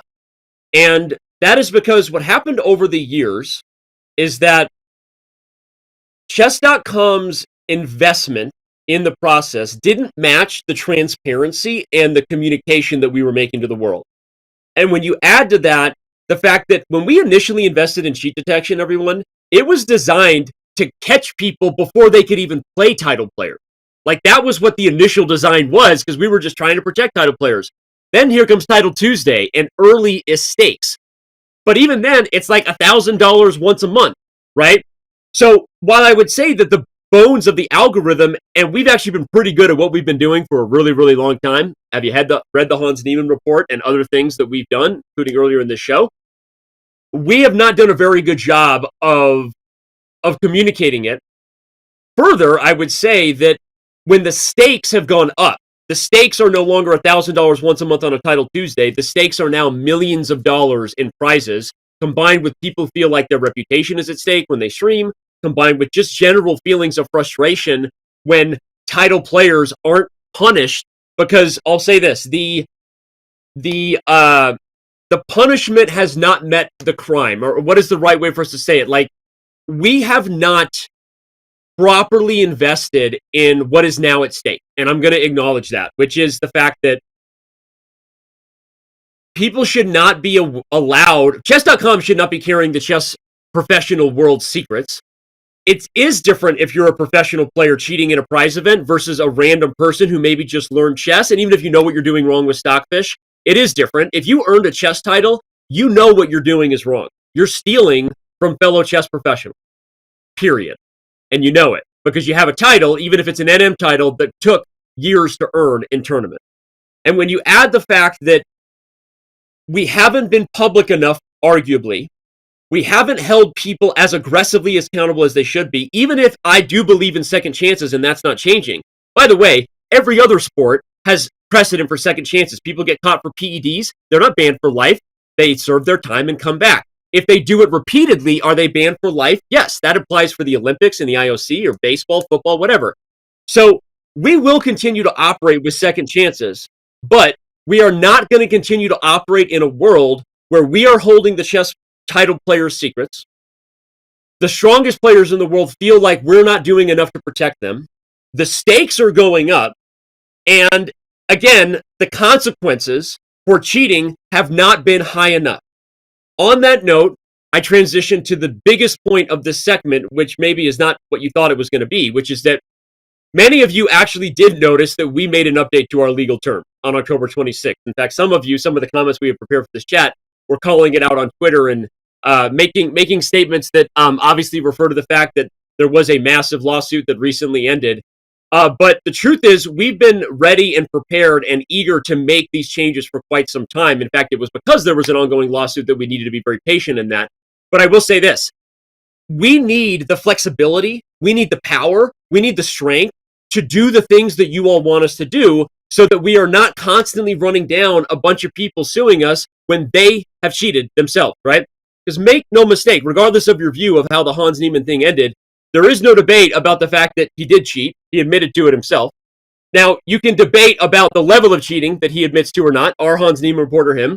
He was dishonest about it. That's not debatable. Whether you believe our version of his dishonesty in terms of what he did competing in prize events, or whether he just kept it secret because he didn't want to talk about it. He tried to pull a Lance Armstrong and say that he barely cheated, right? So, but be very clear. What is undebatable is that he cheated and he was dishonest about it. The only thing that's debatable is the level of cheating and his dishonesty. Our version says it one way. His version says it another way. There may or may not be a documentary on this someday that is going to tell another huge part of the story. But what I will say is this. We need the flexibility and the power to run down everything that you want us to do. And if someone cheats and lies and then decides to sue, no matter who they are, we need the flexibility to attack it. So this is not like Chess.com is protecting their ass so that they don't get sued again. This is us acting responsibly because we're growing up as a company and we want to do the things that you want us to do. So, massive validation to Vladimir Kramnik, who's been frustrated, Fabiano Caruana, people who've been frustrated and paranoid at times because of a process that we allowed to get out of control. I am saying this is our fault. And I am saying that we are now investing even more than you would ever think we could. It starts legally, gives us power. Title player cheaters, be warned because the game is changing and you are not going to have your things kept secret. And I'm going to talk about the different varying of levels of that because that's not a threat, although execution will happen in terms of us acting on what we're saying we're going to do, not any other type of execution. Now moving on to the stats. There's Reddit questions. There's people asking about the stats. I'm going to get into a lot of this with the person who's about to join me. He's our head of community. His name is Kassa Korley, and he's awesome. regardless of everything I just said, and make no mistake, this is all going to be a video that you're already watching on YouTube. Chess.com needs to do better. We are investing in order to allow us to be stronger and more flexible to do better. We have failed in transparency and process, which is what led to the environment that we live in with Kramnik and Fabi and those other people. So there's your full validation sandwich. Now, in the middle of that sandwich is they're wrong about the stats. If you want to look into it yourself, you can look into the, independent person, this guy named like Damien or Darian or something who did it. You can believe that we have a signed letter from head of statistics at Harvard that we would use if ever needed to legally that validates and audited our systems. You can look at the fact that no matter what they say, we continue to close title players every month. That doesn't mean that everything I've ever said on this show isn't true. There are people cheating on Chess.com and getting away with it. But we are going to catch them. We invest when we think they're cheating. Then we run their other games. We look into their DNA this way. We do this, we do that. We compare, and at some point they will get caught. Many of you who are OGs know that there are people who cheated and won multiple Title Tuesdays before we closed them. And anyone who wants to dive into the Hans Niemann report and see the games, you can, or see the names that we didn't mention. We have done really, really tough closures of some of the best players in the world. This idea that 50% or 20% is so outlandishly absurd, it's not even close. And in fact, as someone who's sometimes accused of being a streamer or content creator first or a hype person first in Hikaru Nakamura, he was actually the most accurate and much closer. If you want an answer, and I'm diving into the Reddit question, we have closed, if you want to look at it that way, roughly 1% of people who have played in Title Tuesdays over time, or cheaters. We think that it's that much. Actually, it's not just Title Tuesday. That 1% applies to like all title games. Probably, we think that maybe around 3%, Hikaru said 4%, may be cheating. Now, that's 3% of either total title player games, not just Title Tuesday, total cash events. But again, that comes with the caveat that we are aware of anything suspicious. We're on top of it. And those people continue to be closed every month. A lot of times, not in a highlightable moment that you saw in a controversial way. We were just doing our job. We're investing in doing our job. So if you look at it in one lane, you can say that's way too high of cheating, 3%. I'm actually thinking, by the way, there are people who disagree with me that it's even 3%. There are people internally who say, no, Danny, it's closer to 1% or less. I don't know. But I would say this, even if it's on the higher percentage of that, and you think 3% is too much, here's what I would challenge you. And this is the last end of the validation sandwich. I validated the feelings that you have about us needing to do better. But the moment that all the top 10 and 20 players in the world who live in my DMs want to come forward and say, I would rather, Danny, I would rather you have ruined Ali Reza Farouja's career, who I accused of cheating. You know who you are. I would rather you have ruined Norbek Abdusaturov's career, who I accused of cheating. And I won't go down more lists. I would rather that, because I actually do think closing 3 people out of 100 is a fair thing. I'm willing for you to do that. I'm willing to go full Oxbow incident on this and mob mentality in it. Until you're willing to say that publicly, like, the answer is no, because I would actually argue those same stats protect you, every one of you. We actually are doing a phenomenal job. Anything more than 3% or even 5% is pure paranoia. It is. We're doing an amazing job. And then if you're willing to, kill the innocent, sorry for the bad metaphor, right? Then we'll have a conversation, because until then, everyone else can armchair quarterback their stat view, and we have to act with kindness and accountability, because we have to assume innocence before guilt, regardless of how people view the stats. So, there you go. We are investing. We are kicking ass. Our legal terms are even better. People are not going to lie and cheat and then be able to sue us in the future. And everything that's being said currently about our stats is misguided at best. It's just wrong. Talk to real statisticians and look at the math and the data we're doing, as well as the manual stuff that really is very hard when it comes to catching title players for cheating. We're going to talk about some of that as much as we can. And with that, I end my scene. I drop my mic. We end this YouTube video. By the way, Mittens Doll, you can get it if you're watching this on YouTube. And I'm going to take a very quick break, about 90 seconds, as we play a really funny video, because Kassa, Korley, and I had a really good time catching up with a bunch of member messages they send us about cheating, as we get Kassa on the show, and I will be right back. I got a mail from one of the in your company, named where he accused me of cheating and sandbagging. Can you please elaborate? Where was I gonna cheat with the lower rating? Can you please tell me which tournament I was going to participate with a rating of 1,600? Can you guys please analyze my chess games? Can you tell me I am a cheater, you piece of Do you think I am this dumb to lose all the rating to get highlighted? I was frustrated. You guys top IT all. You close my account.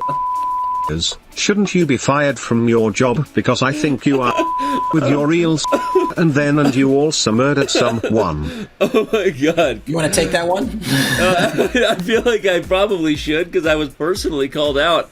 I mean, wow. Sandbagging is also wrong. It is also wrong, and there are tournaments where people win prizes because they drop their rating and then they move up the ladder. So, respectfully, and great choice of words, even with the personal attack, I gotta be honest, that was great. And you made me laugh, and they say laughing keeps you young. So thank you. Thank you, good sir. Sometimes in life, you need to use discretion, and this maybe was one of those times where the words you put on the page were not ideal.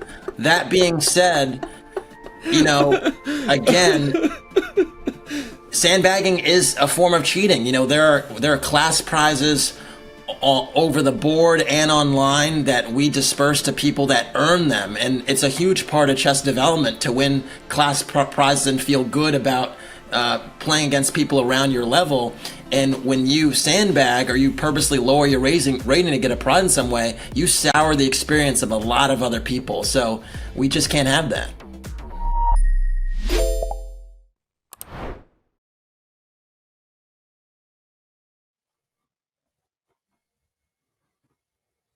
We are continuing here, as I love seeing chat's discussion. We got even more to get into because I set the tone for some of the things we're going to discuss. And now International Master Kassa Korley, our head of community, who you just saw in that video, is going to dive into some of the details that I guess provide the evidence or back up some of the higher level statements I made. But Kassa, are you excited to talk cheating and fair play? Oh, absolutely. I think it's important for us to kind of get the word out and let people know what's actually happening. And admittedly, we haven't always been as transparent as we're going to be today. And so I think it's something that, folks will welcome, and hopefully it'll be the start of something we do even more regularly. Cool.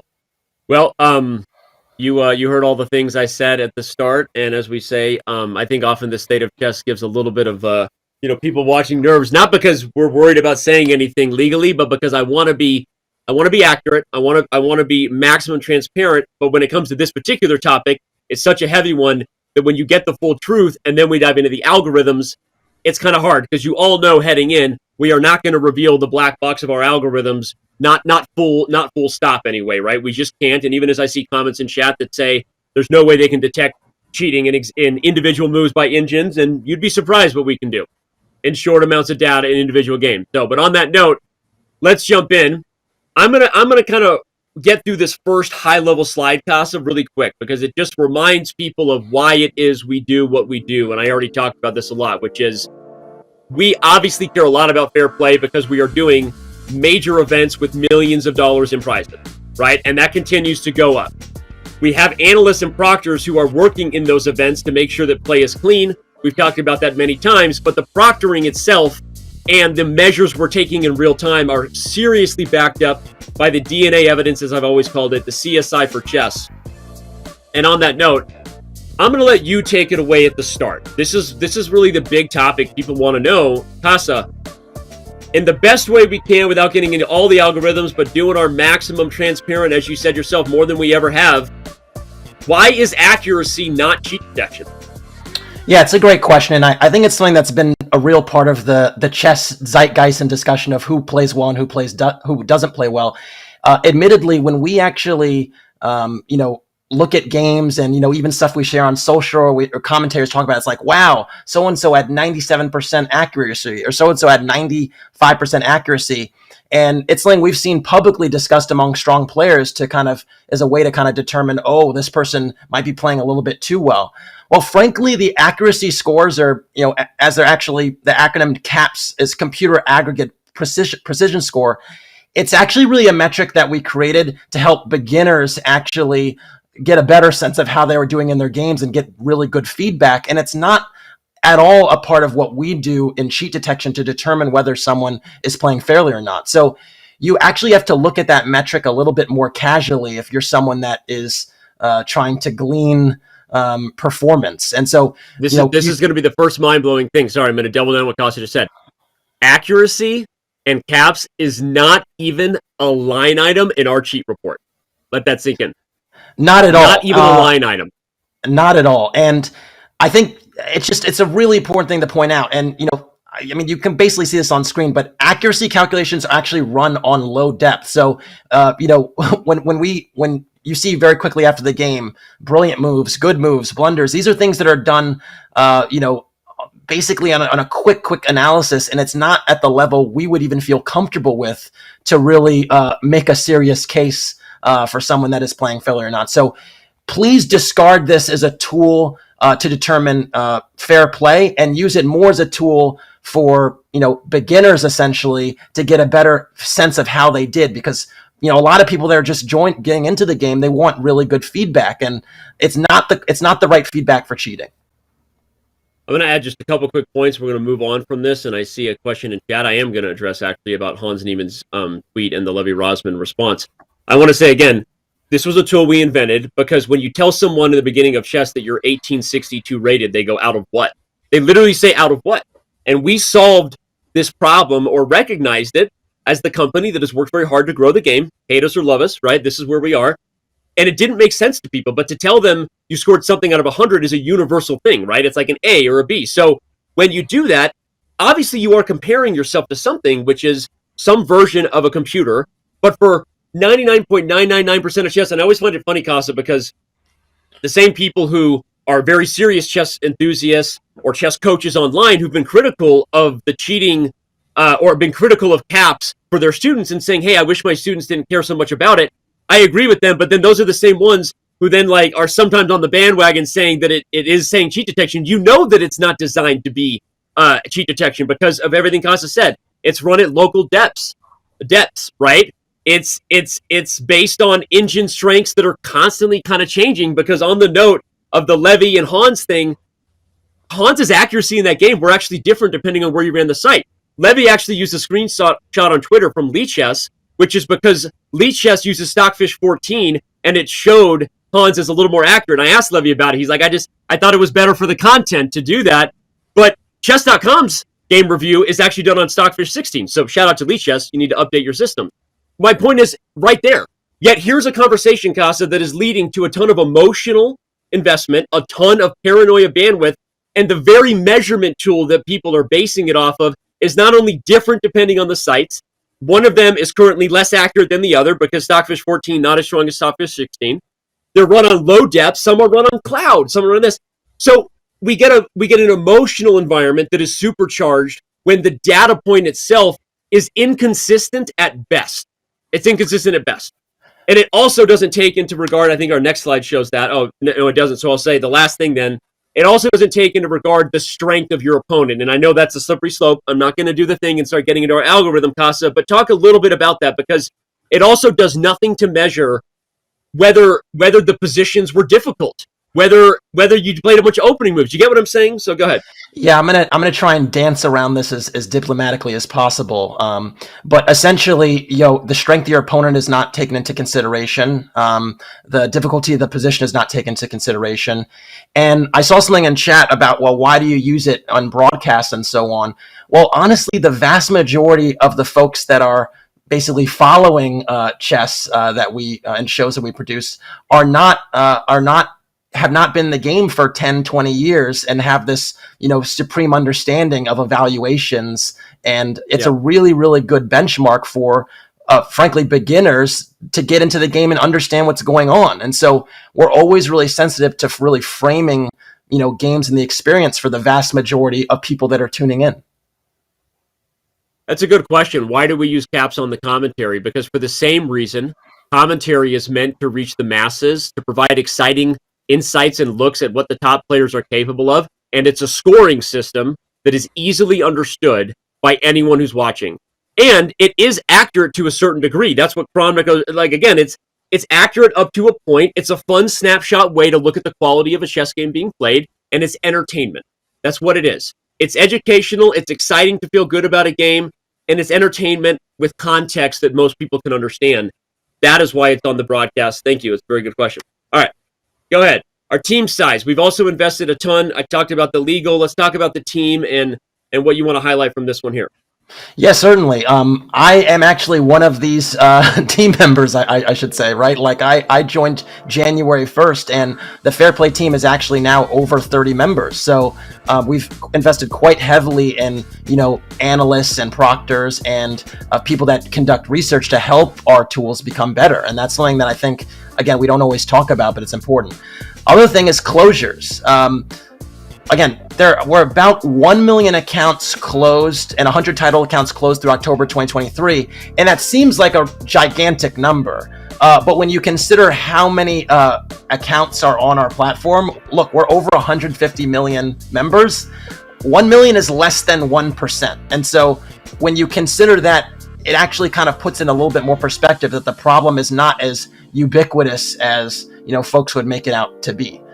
Furthermore, again, we have closed over 100 title players. That's 1% of the 10,000 players on site. So when you have that, you take that snapshot in context.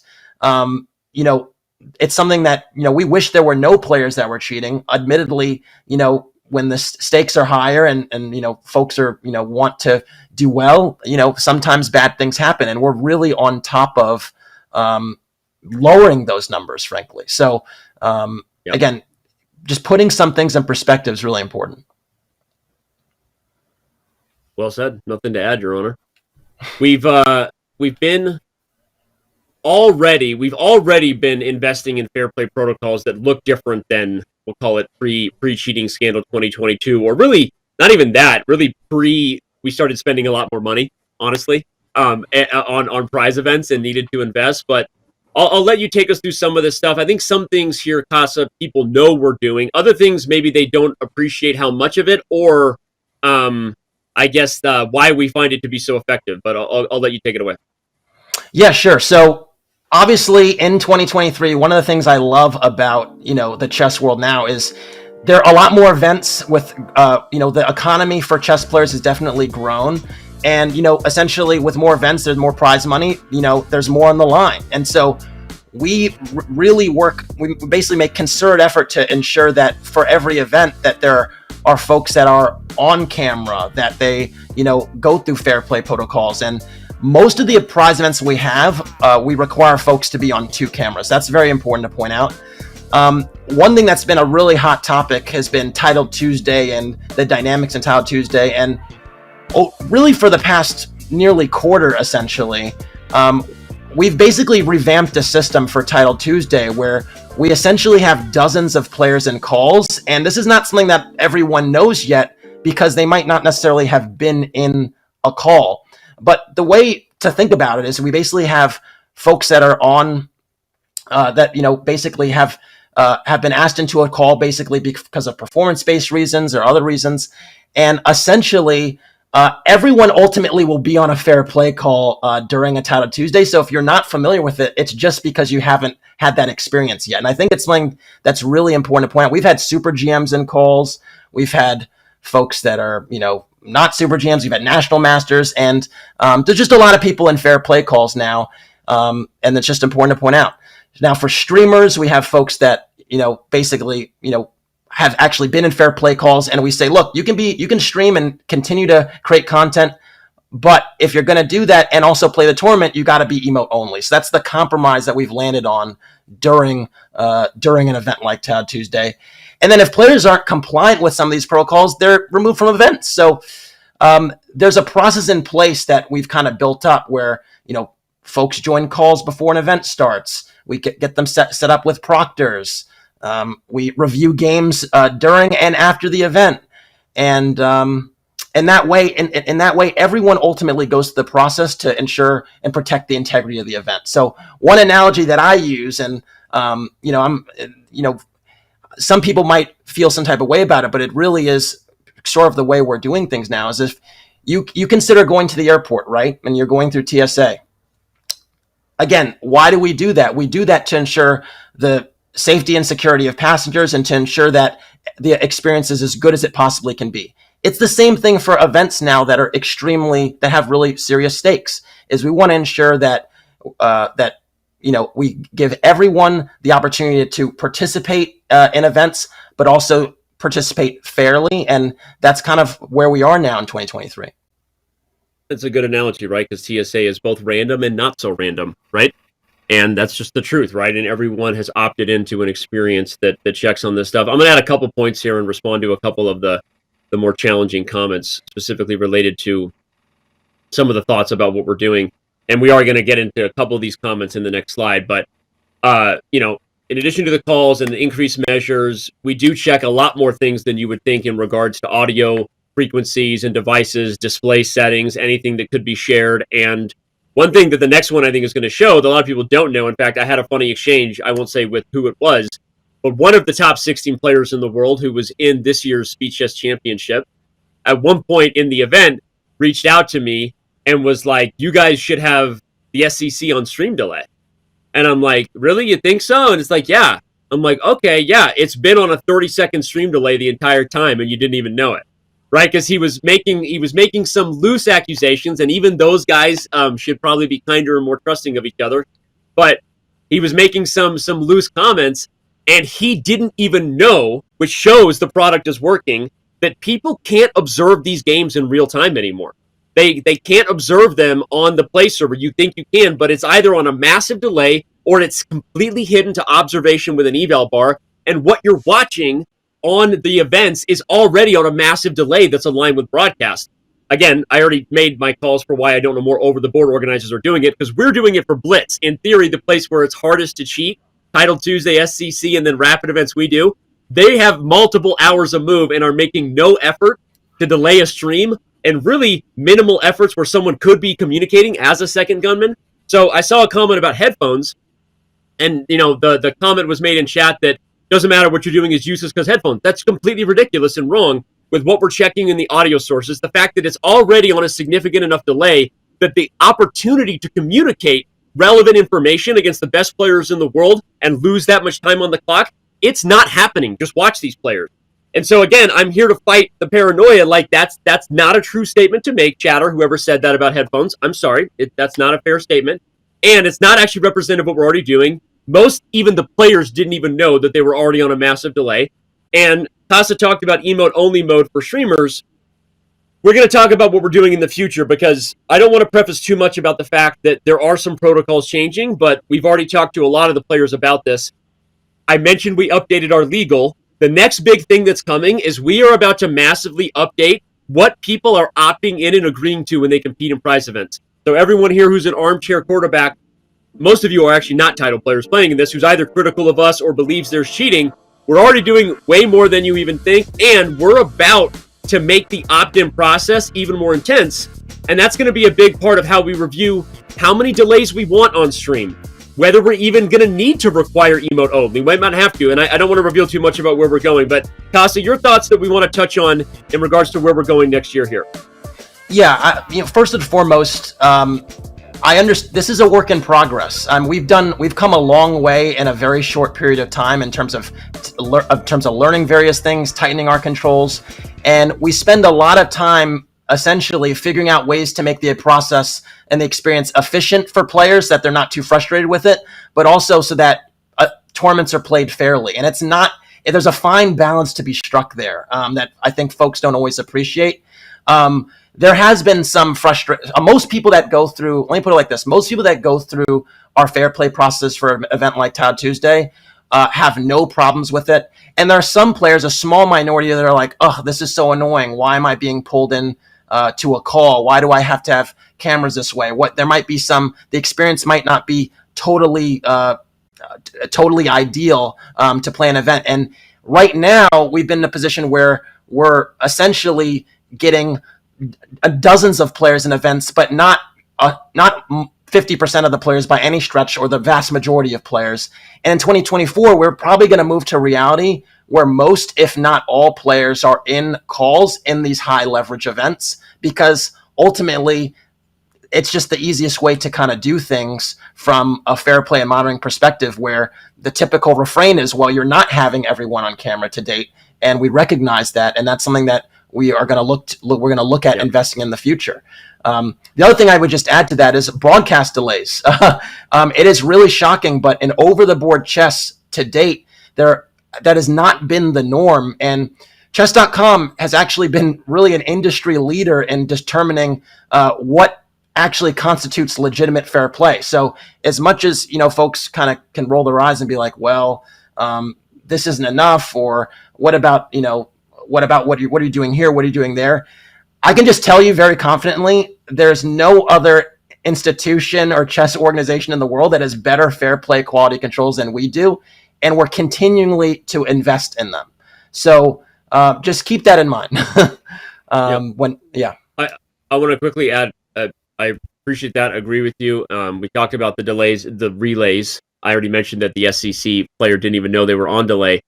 But I also do want to give an acknowledgement shout out, because this, whole segment at the top started with validating all the feelings. And I want to say that there was a player who I actually knew when we were kids, and he's public on Twitter and Reddit, so I can say, but Evan Rosenberg was one of the players who recently expressed publicly that he didn't enjoy his experience being proctored. I think Kassa made a fair statement, which is that most of the players have had a good experience. They understand it. I think that there's also some fair criticisms. No, I don't think Evan is right that he should be allowed to be mad that if a great performance constitutes being proctored, I don't want to play. That's ridiculous, because we have tons of grandmasters, and you would want anyone else under that too. Yes, if you're performing great, there is a process that we will be going through. But I think the criticisms of some of the ways that the environment is controlled, we are investing in technology, because you made a good point. It's really loud when you hear other players' backgrounds. Some players have loud stuff going on, right? That's distracting. There's also sometimes a clunky process, which frankly is hard for our team, because we're trying to manually monitor so many people on camera, and there isn't like a robust software of doing this. People are coming in and out of a call and this and that. So I'm validating that perspective is true, even if I don't inherently agree that a good performance, you don't need to view yourself as having cheated. This is part of a process you would want for anyone else. But the environment itself, the technology itself, is receiving massive investments. We're currently in discussions with several potential partners in this area who actually do this stuff for esports and to monitor kids when they cheat at chess, apparently. We're doing everything we can on the technology side. We will continue to be all over it in the way we've already established. But I wanted to also acknowledge that we are pioneers here. We're figuring this out as we go and trying to invest. And as I've said before, we might be losing some mini battles along the way. Some people here think we've made mistakes. We've lost some PR battles before, but we're doing that on the way to winning the ultimate battle against cheaters in chess, and that's what we're trying to do. And also we're doing it while continuing to invest. So that also speaks to the point. So anyway, Kassa, go ahead and I'll let you finish this one if you want to hit on any. I think people have had time to read it. Sorry, it's not even on screen for them. But any other things to quickly mention here before we move on to the next slide? Yeah, I think to date, and again, for the past year or so, even a little bit longer than that, we've basically been doing things in a way where we're for larger events. The larger the event we have, the more challenging it is to ensure that everyone gets through smoothly. So if you imagine, again, back to TSA for a second, if you have like 1,000 people going through security, it's much harder to manage. I mean, we've all had that experience in the airport than if there's like 100 people going through, right? And so when the event has been really large, it's been challenging to create a scalable experience. And that's what the investments we're looking to make in 2024 are going to do, is we're going to be able to have a scalable experience for an event that has 500-600 players like Title Tuesday. Because the challenge right now is getting all those people in a call, have fair play checks that make sense, ask them to do various things and check their settings and not have other tabs open and all these different things. And it's so hard to do that in a short period of time. So scalable solutions is what I would say you can look forward to in 2024. Scalable solutions. That honestly, sorry, that sounded amazing. We're so not a real business. That sounded so corporate. I just wanted to say it again. Scalable solutions. That's what we're working on. I love it in a good way. It was a compliment. All right, let's move on to what we're doing at the live finals. Because what you said is 100% true. We have to make this scalable because we pretty much are running up against the limit of manual solutions. Kassa, I mentioned earlier that we're doing some pretty robust physical stuff as well, things that we believe other organizers should be doing more of. We've recently, even though we proactively reached out and offered a lot of things we learned over the last year and a half, we didn't get as many people asking for us to share it. We recently did get some, and I'm not going to say who, but some top organizers asking us, hey, what exactly were you saying again about this type of detection, or what did that firm tell you? I will say this, we are going to do the same things in Toronto that we did last year, and even more so, along with having a 1 minute full delay on the broadcast, which again, in rapid chess, if you have a theory that a second gunman is helping, borderline not even productive at that point. Your thoughts, Kassa, on what plans we are implementing in Toronto, Canada? Yeah, look, 99% of tournaments that, I've played in my life, and I think a lot of folks that have been active tournament players have zero quality controls, and that unfortunately needs to change. And so we're hoping to kind of, take the lead here, and essentially, we have a really hard job in most instances because we're dealing with online chess where the possibilities are even more ubiquitous than over the board, because you're in your own personal environment. But the Champion Chess Tour Finals, which, as folks know, is going to be in December in Toronto, we're going to have folks are going to be playing over the board, but we're hoping to kind of cultivate the type of fair play experience that is also something that can be translated to other events. So physical and environmental inspections, right? I know folks want to, play on words here. I see some folks in the chat talking about what that exactly entails. It just entails, again, like almost like wanding and stuff like that, and just making sure that folks don't have anything on their person that is, essentially unreasonable to have. Electronic devices obviously there was a story recently in the news as pertaining to, Magnus and, a watch and all these types of things. And it's something where I think a lot of new organizers especially don't appreciate the effects, the deleterious effects technology can have on the over-the-board experiences. So we want to make sure that, again, whatever anyone has on their person is reasonable. And then I think one of the most important levers we have is delay. And so having a 60-second delay on the broadcast transmission, keep in mind, these are rapid games. This is not 2, 3, 4 hour games. So usually the delay is commensurate with the time control and the stakes to a degree. And so, we think this is reasonable for a rapid event. And really, again, this is a part of everything we do whenever we have any Chess.com event, is reviewing games and player performance during the event and even after the event. We have really rigorous postmortems where we talk about, how players did or what the games looked like and so on.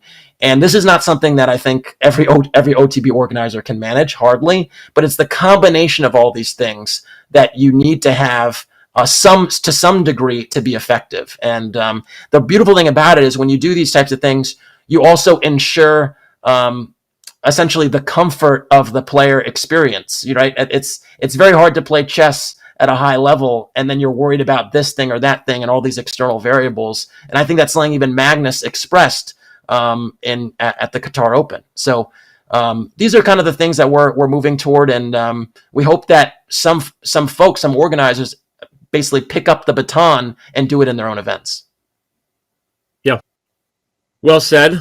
Not much to add. I will again come around to saying how important I think the delay is. I think that it just continues to boggle my mind that there are not more over-the-board organizers doing it, because regardless of how you might believe in some advanced world that someone has something undetectable on their body, unless they're doing the thing, what was the cheater who built the stockfish into his shoe and could tap Morse code into stockfish in his shoe?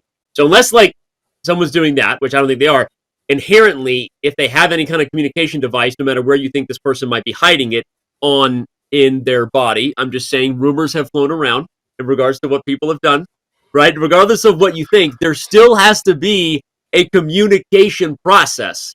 There has to be a way to receive the game in real time, make an evaluation, right? And then feed that info back when sometimes even computers need time to do it. So without a delay, and I'm 100% confident that 60-second is enough for rapid for it not to affect. And I see, people easy time criticizing that. But who knows? Maybe in a couple of years we'll decide even more of a delay if we just want to do that. But at the very least, some sort of delay should be done for classical chess, and it boggles my mind that it hasn't been. And anyway, we're gonna bring that fair play entire segment to a close. And if you didn't know, now you know. But now you also need to know that Kassa Korley does more as head of community than just his fair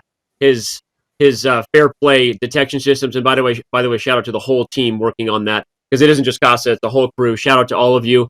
But rolling from Kassa's role in the fair play department onto the community department, tell us a little bit about what's going on and the fun stuff that people can get involved in. Yeah, I'm just gonna just go back for just a moment and give a shout out to all the Fair Play team. There's a lot of folks way smarter than me doing a lot of amazing work behind the scenes. So, but yeah, one of my favorite things to talk about is actually what's been going on with our community events, and specifically the community club.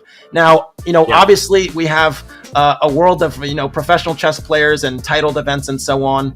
But, the chess world's a lot bigger than, the Hikaros and Magnuses of the world. As much as we love the elite level chess, there's way more players, and they also want to play events. And so we've created events, weekly events for folks to get involved in, and they're on screen right now. So Bullet Brawl is actually at the community Bullet Brawl is at the same time as the titled Bullet Brawl, essentially, at 1 p.m. Eastern every Saturday, and they're membership prizes, so you should definitely give that a go. And my personal favorite right now has actually been Untitled Tuesday, which is, again, they're at the same time as Titled Tuesday, 11 a.m. Eastern and 5 p.m. Eastern every Tuesday. And we actually have 600 players playing in these events, and we actually anticipate it will ultimately be the biggest event on site. And so a lot of your favorite creators are starting to get in the mix.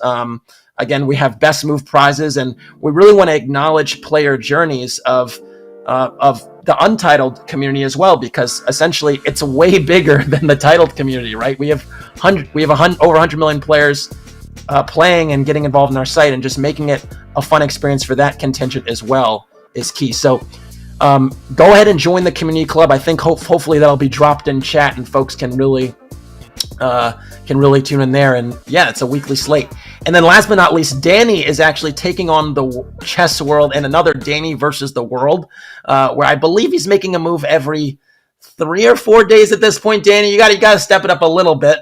But he was in he had some things to take care of recently. But yeah, Danny is playing folks, and essentially you as a community folks can actually vote on moves and give Danny a run for his money. So I'm looking to see what comes of that game. It was a weird Sicilian. I did that on purpose because I'm trying to get it out of, because I'm not going to work that hard in this game. Let's be honest. I got to get it into some sort of position that has some positional strategic concept that, aren't based on, top opening theory. So I was trying to play a sideline on purpose, but it's going to be fun. Some person asked earlier, if I'm already a Diamond member, what can I win? That's a good question. I think that as we get our merch store in a great space, we are going to try to add more prizes, because we know that some of you are already subscribers to Twitch. We appreciate your support. Super subs on YouTube, we're even starting to get a few of those, which is awesome. And of course, if you're a premium member on Chess.com, you literally pay our bills. You pay all of our bills, and we are eternally grateful, as well as a company of more than 700 people now, which is insane to think about. And we're doing so much fun stuff, and we are so excited about the future. So thank you for your premium membership support, but you do deserve other prizes. I think it was Pimendir 93. So we need to figure out other prizes besides premium membership, and we're going to probably get that in shape once our merch store and fulfillment needs are taken care of. So yeah, 100%. But I'm telling you, you do not want to miss Untitled Tuesday. I've taken a gander, and it is just a lot of fun. Again, there are streamers starting to get involved as well, and people are. It's kind of the hottest club right now. It's very hot. So just get in early, and you might have a great experience. You could wear that shirt to a hot club. I actually have a Halloween party to attend in just a little bit, so that's why I'm just ready to go. I even got my I'm a leopard this year. I got my glasses ready. I'm ready to go. I'm ready to go. You're looking sexy. I love the shirt. Sorry for my COVID cough is coming back there. But anyway, Kassa, this was awesome, and I wouldn't want to play on Title Tuesday because I don't think I could win that. So I'm not even going to ask if we can make an exception. I'm sure there's really strong players there. So, but Kassa, you're the man. This was a lot of fun. Obviously, we're going to continue to do what we do, and you and I will catch up another time. Till next time, folks. See ya. Enjoy the Halloween party. All right. Kassa Korley off to a Halloween party. I wish I was that cool. I didn't get invited. Actually, wait, I did get invited to one Halloween party, but I had COVID. Darn it. I can't even do the thing for me because I had a Halloween party invitation was on Friday. And couldn't quite make it because I was still testing positive, even though I was starting to feel a little better. Shout out to Finn buying gold for the sub there. We've got the community AMA section ahead, and that's where all of your big questions, your hopes, your dreams, your desires, your criticisms, the feedback. Obviously, for many of you who brought the heat with cheating questions on the Reddit thread that I have in front of me or Twitter, whatever, I think that there's a world where we've already answered a lot of those questions with what I said at the top of this particular segment, especially in regards to delving into some of the tough questions they didn't think we were going to answer in regards to my prediction on percentages and things like that in Reddit, as well as our thoughts about what everyone from Vladimir to Fabi to Hikaru to others have said, and you know, we are going to continue to do our best. And I also saw a comment, every once in a while you see people in chat, you know, getting in a debate with someone else in chat, and before you know it, they're talking about something that really is completely irrelevant to the content on the show. Thank you for the gifted subs, champ. But I want to call out that conversation real quick because it wasn't relevant anymore to the show, but someone made a point that we have also made mistakes. And you're right. In fact, that even reinforces why a 1% chance of being right is actually not even good enough. I don't feel good about banning 1 in 100 title players because those are my people too. Those are people that have sunk their entire life into this game and have worked incredibly hard and probably have livelihoods and coaching and things to protect, just like me. Just like me, who worked super hard before building a business before the Chess.com thing came along. And so, actually, what you're saying is true. And that's not even deflecting. We have made mistakes. We have made false positives. We have made very, very few when you consider the mass scale with which we are closing cheaters and professionals. If you consider the Hans Niemann report that we only included title players who confessed, I think people might just think about that. That's all. So we are not pretending to be perfect, not even close. We are operating with a level of conservative discretion that holds kindness and respect first. We also are acknowledging that this is some really hard mother bleepin' bleep to do. Can we just clip that? This is some hard mother to do. You are not wrong. And we're not the ones who are cheating, despite the crazy guy Seattle in chat saying Danny Rensch cheated against him. Shout out to you, crazy person. We are not the ones cheating. And we are doing our best to invest millions of dollars in the game. And we love you. And title players, and stop cheating. Because we're about to start revealing names. We're about to start getting even harder on your asses. Everyone can continue to be critical, and rightfully so. We will continue to do our best. But can I get a mother... Amen. Jeez Louise. We are crushing it in terms of prizes, livelihoods, protecting the innocent, and creating an opportunity for an ecosystem to exist. Chess is the original esport. Without the content we have here, it wouldn't be there. So, yeah, you're right. We've made some mistakes, and this is some really hard stuff to do, but we're killing it. And thank you for your support. I love you, and we will be right back with the AMA. All right, guys, when you're ready. All right.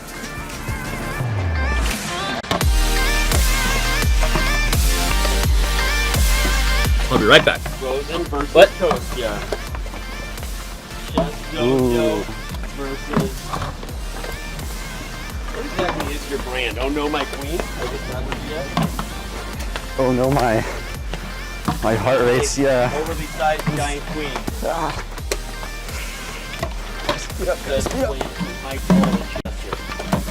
Oh, this is Coach Kid's pet line.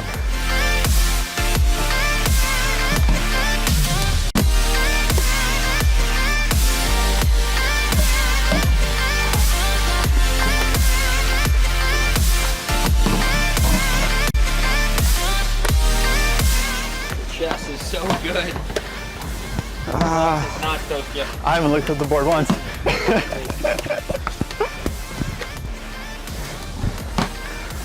Eric is back. Go for duty flag. Oh, that knight's not pinned. Knight is not pinned. Keep it shaking. Alright. Thank you. Okay. It's fine. Fine? Yeah. Less stuff in the way.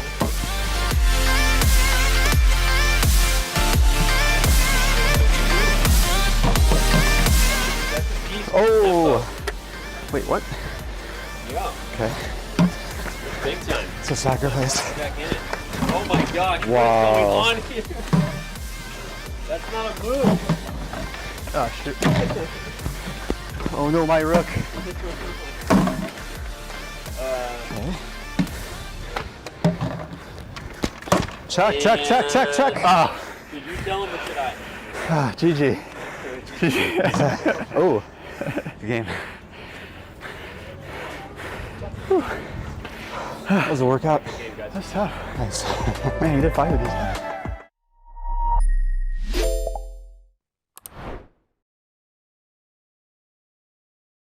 With ChessKid's new live classroom feature, coaches can do so much more. Easily create or preload games from your library and invite your class in seconds. Teach face-to-face interactive lessons without having to leave the site. Teaching chess online has never been easier.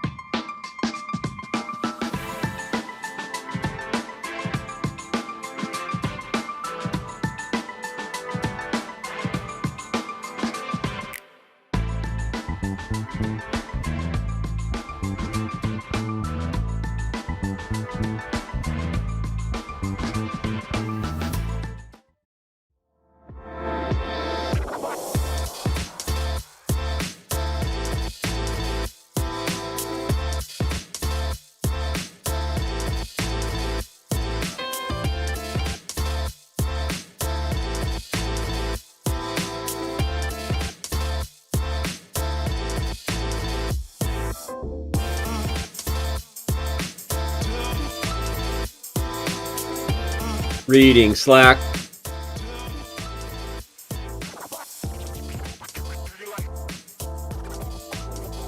I'm reading Slack.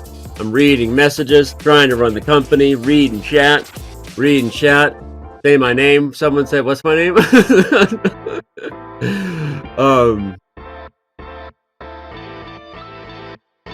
DJ Danny Rensch. That's what I love.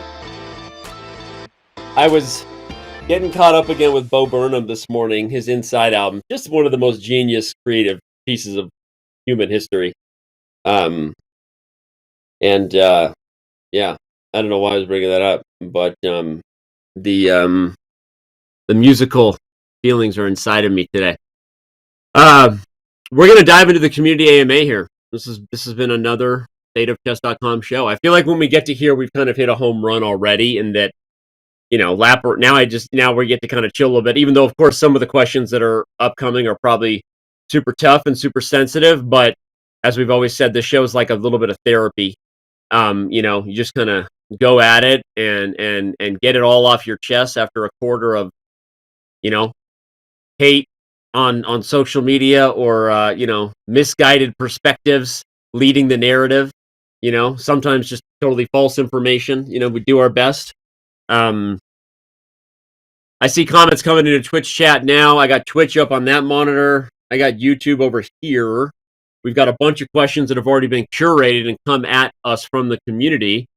If you're asking questions in real time now and it doesn't get answered, again, you have to know, don't become a spammer or a troll or ruin the experience. It's partly your fault in that we made a call to action to bring questions and you've had a long time to do it. If you're making a time-sensitive question that's relevant based on something I may have said a little bit in the show and you've been with us all day, we try to get to it, and we try to get to everything. But I'm just pointing out, you should join our Discord.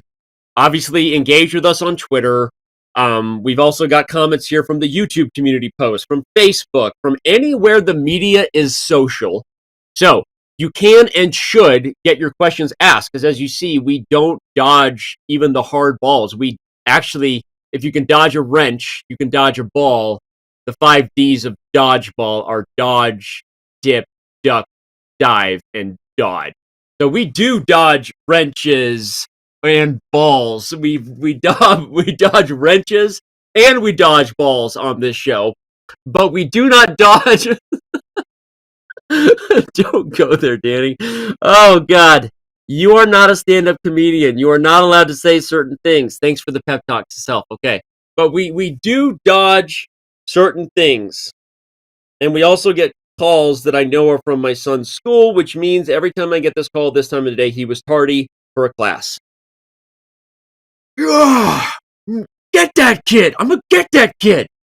Gosh, kids. All right, let's do it. I want to start right off the top. From a great question that came in from Cleo Mina on Twitch.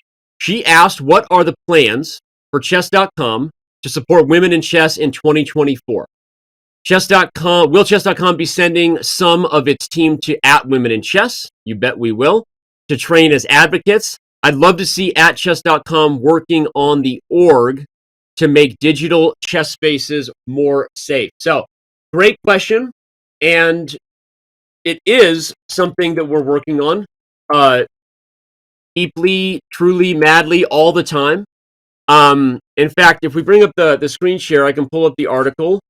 When the Women in Chess Foundation was first announced, obviously we had a whole featured report on it and on our homepage, and we love the efforts that Dodgy and Amelia are making. I should probably say Dodgy's real name, Mike. We love the efforts that they're making, of course, but there are so many advocates for women in chess for all the different reasons, and for all the different reasons it's the right thing to do. And the thing I always say is that we are fighting macro and micro issues at the same time, and it's really hard right now, regardless of the scandals that have been highly unfortunate. And Shahade has led the way with being super outspoken against the bad actors within the community, and we have supported Jen and been very vocal in the process of just saying that this is an environment that can no longer be allowed to exist in a place where women feel unsafe. But even the next step is, after we solve safety, it's like unsupported and then unseen. Because even at the top end of that funnel, you need women heroes to inspire other women heroes of the next generation. And I always say that there's all kinds of debates that can be made in terms of women's events, women's titles, different things. And I've talked to men and women who sit on different ends of those arguments. So I'm not going to dive into that comment right now, Cleo. I think I can call you Cleo. I assume that's your first name, Cleo Mina, maybe. But I will say that the macro issue is that 50 years ago, it wasn't even that women weren't involved in chess enough. Women were still actively discouraged from all fields in math and science and even philosophy, and let alone chess, right? So macro issue that is a generational thing, and the sins of the parents cast upon the children. Micro current environments that we have to address in terms of diversity and inclusion. Then you've got the safety thing, which is not the safety thing, but it's a real thing right in the middle of it. And we need to attack an environment that has allowed bad actors to thrive, right? It doesn't mean that everyone and anyone is a bad actor. Of course not. But environments can create the opportunity for bad actors. You see this in a lot of infrastructure that exists in other industries. And Chess.com doesn't want it, nor does anyone else. So what are we doing? We're supporting the Women in Chess Foundation. We're supporting women in chess and all kinds of inclusion. At the end of hopefully solving the safety issue, women are feeling more support, and then ultimately being seen even more than they currently are, which is both on camera and in big events. Because I believe that's how you generationally solve the problem. Is you have to have a goal, and a goal is more than just like a title, right? It's being like somebody, right? And we are always focused on that with our streamers, with the events we do for top players and women. So this is a huge topic. We care deeply about it, and we support Mike and Amelia. We support the Women in Chess Foundation. I'm looking at chat here as we talk about it. Internally, I can say that Chess.com recently launched an initiative called Chess is for Everyone, as well as our own DEI board. Again, we're doing all kinds of stuff here because Chess.com has no interest in leaving the game anything but fun, fast, cool, inclusive, diverse AF, is what the kids say. And we're going to continue to do that in all the right ways. And the safety thing has to come first, because if you're not in an environment that is safe, you can't solve the support and the be seen things that ultimately could inspire and maybe change the demographics of the game, as we all want everyone in life to feel like they have an equal opportunity in everything. Everybody wants equal opportunities at everything, and we are with that on every level, and safety first. Not even a Dos Equis joke where he always believed in safety first. And thank you for that question. All right, on to the next question from Twitter. Performance6942 asks, a bit unrelated, but is it against the rules to use an engine against bots to train tactics, opening, other things? I don't think it is against the rules to use an engine against bots. It is against the rules to use engines in puzzles, especially because there is a leaderboard. That said, just straight up, we monitor and curate this list less actively than competition for all the right reasons. We are human beings with limited resources. So if you're like, what? You're saying you monitor puzzle cheating leaderboards less than this? How dare you? I mean, like, look, competition with prize money, it's different when you're cheating against another human being. We do monitor the leaderboards for people who cheat in puzzles and other things, but it's not as active as a thing because limited resources are a real thing when you've got millions and millions of users in games, right? So the best I would say is this: if you're going to use an engine, you can actually even use engines against a friend if you've both willingly opted in and kind of like said you're going to, but it's not okay to use engines in any form of something that affects another person's experience. That is a game where you play them. That is a leaderboard. In a bot world, I don't think you affect someone else's experience if you decide you want to use an engine to get a bunch of 3 stars. Using engines to study openings is just studying chess. So I'm literally coming up with this macro policy in real time for all staff members listening, but I think our policy is using engines in any way that would negatively affect the experience of someone else on the site is against the rules, which to me is not just play, it's things that affect leaderboard. And leaderboards are things people feel good about. And so, no, you can't use it in tactics.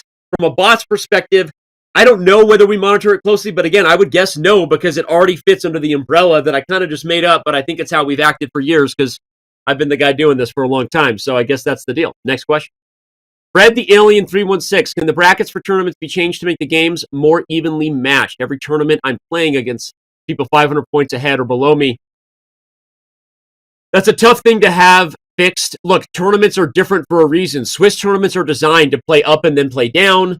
That's part of the process of winning or losing. Arenas are designed, depending on the type of arena you're playing, to get people quickly within your score bracket, regardless of strength, or the other arena algorithm is designed to play people with strengths first. In fact, that's the main Chess.com algorithm, sort of the Mario Kart algorithm that we first coined. So I would say for Fred the Alien, maybe you should play more arenas where you get paired against strength rather than against people higher or lower rated. I've answered this question already. Are there any rough ideas on how to trim the frequency of cheating in Title Tuesdays? If you are just tuning in because you really waited for the AMA, we got into some bleep today. Some of those parts will be put into their own videos on YouTube and other places where you access the content. Kids. You will find our breakdowns of it. Kassa, Korley, and I talk about our fair play stuff for a very long time, even after my initial very high level but very direct opening thoughts on some of the big controversies that have been happening. And so, I would say that all cheating questions from here on out, unless it specifically grabs my attention, is something I'm going to dismiss and ask you to watch earlier segments of the show. More events for non-titled players. We just crushed that in the community segment. Thank you, Goofy Tushar from Twitter. We've got community bullet brawls, community titled Tuesday, untitled Tuesday. Move on. Next question. Jimmy E from Twitter. Chess.com used to have minimum number of games played before entering tournaments. They used to be so much fun for people who created their account 3 days ago and 10 games rated. We're now beating people 500 points higher, 2,000 plus players. That's an interesting point. I don't know how to check the validity of Jimmy E's statement, but I agree that there needs to, even if we can't limit all new members from playing in a whole bunch of tournaments, because we don't want to. We want them to play in tournaments. There should be tournaments where you can only play, I would guess, if you're premium or if your account has existed for like 100 games and this, right? Because frankly, that's what we were trying to do with our verified experience, right? So I'm going to do the thing. I hate to do the boss thing, but instead of me hopping into Slack to keep this thing going, I'm going to ask Spenny Thompson, who's staff, our production team, AK, who's our awesome mod team, BJH. If I find a question that I think is really good, let's follow up with State of Chess. And don't post them question by question, but let's make a summary of the questions that I do think we should double check on, because I really do think that is a fair question from Jimmy E. And if we don't have a tournament experience that's only for premium members or for people who've played more games, there are people, look, the chess world has grown, who are just cheating and being jerks, and then they make a new account. And we should try to help that. From Sai, when are you adding focus mode to mobile? I feel like we get that question from Sai every time, and we should just make up a meme at this point. Thank you, Sai. I say every time, it's hard to even design that in my head. Focus mode, what are you trying to not focus on in mobile? And I mean, you can already kill your chat settings. You can kill things. It's different. There's only so big you can make mobile. It's on a small device. You're breaking my mind, Sai. Next question. Be kind too. Can you add more features to mobile apps, please? Like when watching a live game, we can see the eval bar or score of players in Bullet Brawl. I think we have these things. Say high level, we're always adding more features to mobile apps. I'm going to ask Be Kind 2 to reach out with a slightly more thoughtful outline of what you're requesting to the Chess.com support Twitter. And that's not me saying that you weren't thoughtful, but I'm saying that didn't come across, I think, how you mean. I need to understand what you're trying to say. Robo Hen. It would be nice to have an undo feature for games. We get this request a lot. Can we add this to the document, please, AK? This is basically take back. Just so you know, we have a take back feature, but only staff can use it. LOL, twist ending. It pays to be staff, not just the chess.com staff shirt. Shout out to the guy on Twitter. Sorry, his name is blanking me, but I love him. The guy who's really mad that he'll never get a chess.com staff shirt. I love you, buddy. But not just the t-shirt. You can do takebacks, but we need to develop a take-back feature for friends. Friends should be able to have in their settings a toggle that says allow take-back features. I'm going to say it again for the document for AK, because we're gonna bring this. Friends should be allowed to play take-back chess. Let's highlight that because it is a good question. Oh my God, you guys. Oh my gosh. Oh my gosh. Oh my gosh! You have 251 questions for me in this document. This is not going to happen. We are not going to get through this is... Oh.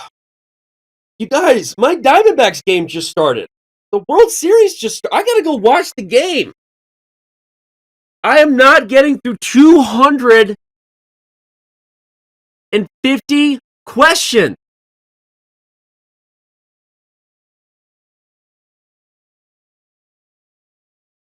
It's because I posted the Reddit thing, and there's a ton of questions from Reddit. But we got into all the cheating. Can we just go through, strike through all the cheating stuff? This is just so many questions, you guys, and it's awesome. And I almost feel like I should separate a Reddit AMA in addition to the Discord stuff.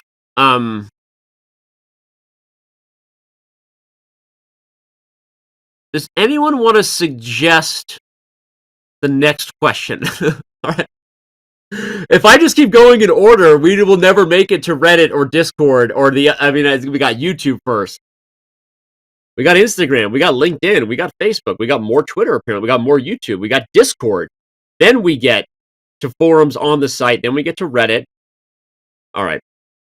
We're going to have to fix this AMA section because if our show just crossed the line where people are actually delivering questions and it's not just me bantering with the person in the front row as the comedian, we got a problem here. I feel like production is just letting me suffer. There's like no advice coming here. They're like, this was your idea, dude. Okay. Thank you. There you go. Getting some direction here. Here we go.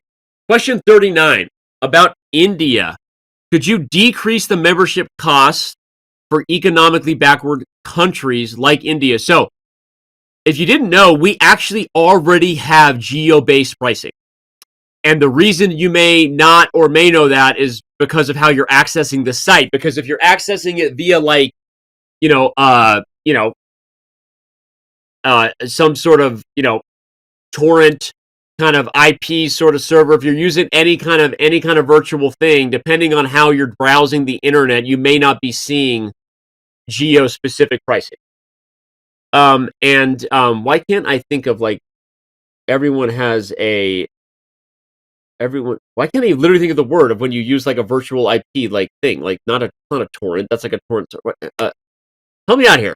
Like, what is the thing you do that hides your IP address again? And go, I am so COVID brained right now. Anyway, a VPN. Thank you. NordVPN is okay.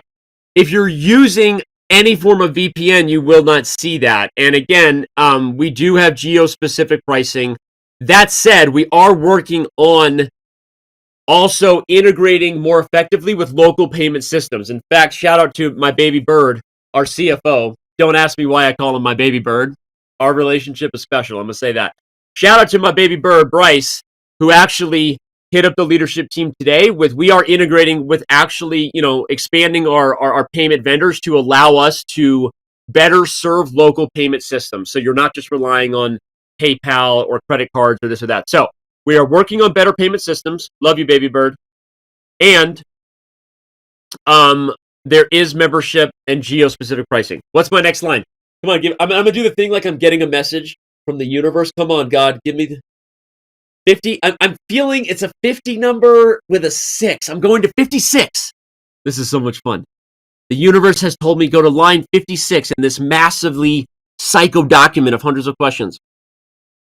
Are you planning to run OTB events for normal people like us in the future? Harry, okay, that's a good question. I guess that comes from the idea that we're now doing this sort of like OTB, from the online events we do to these amazing experiences we're going to have in Toronto. I will say this, I already mentioned what we want to do for fans. The chess world has grown. We want to deliver an awesome experience that's exciting for whether it's that type of generation, that type of enthusiast, where they came, because there's also a really great community that exists, and we want more people in the traditional chess community, not because we're trying to change that, but we think there's maybe a better gateway drug, to use a bad term, to get more people into over-the-board chess. And so, Harry 69007, I would say the answer is we would love to do that. It's really hard to put that higher on the roadmap other than we have talked about doing a chess con. We have a lot of things in motion to bring together more fan zone experiences that may involve something official, like an over-the-board tournament. We actually just did our first OTB rated tournament at our staff tournament. Sorry, at our meetup in the Dominican. Everyone in the company, we just had our company meetup a few weeks ago in the Dominican Republic, and we did a FIDE rated blitz tournament and a staff tournament. So we're going to continue to do more of those things, but there's also really, really great over-the-board chess experiences out there. You probably have a local club, so if you really want to get started, Harry, go for it. All right, I'm looking to the universe to tell me, where do I go next, universe? Speak to me. I see the crystal ball and the tea leaves. I feel like there's a 6. There's a 6. Is there a 9? No, that's a different thing. We're not going for 69. 62. We're going to 62. We've got drinks 675. Please invest on improving the chess coaching explanations that come with Diamond. You're welcome. We are on track to some really, really great breakthroughs here. Yes, yes, yes, yes. We are investing heavily. It takes a lot because it isn't just updating your stockfish for the criticisms of the different servers out there, Chess.com and Leech Chess, which are the two greatest chess servers for all the haters out there. Don't like me being honest in any criticism ever. But I will say that regardless of the engine that powers it, the R&D work, the quality that goes into really trying to help coach, give you information like a human, takes a lot of special effort. We have so many smart minds working on this, and we believe our game review and our coach is the future of so many awesome ways people are going to learn. And so, as a premium member, Drink675, we thank you for your support, and we are working and investing on making that even better for those who want to get better at chess. All right, what's my next number? Tell me, universe, where am I going next? Tell me. Oh my gosh, you're not moving fast enough. You're only jumping to 71. When are the balance changes? Oh, you mean the balance odds? Smort from Discord wants to know when are the balance changes coming. I have also not been thrilled with our balanced odds because I have games going with some friends I've made, some celebrity friends, and you want it to be like interesting, and I don't like the odds selections. It should be better. There should be ways to make it more specific. So let's green that item because it is an accurate one. We need to improve the balanced odds. Okay. Next question. Talk to me, babe. Talk to me, babe. Give it to me, babe. Okay, I'm feeling an 8.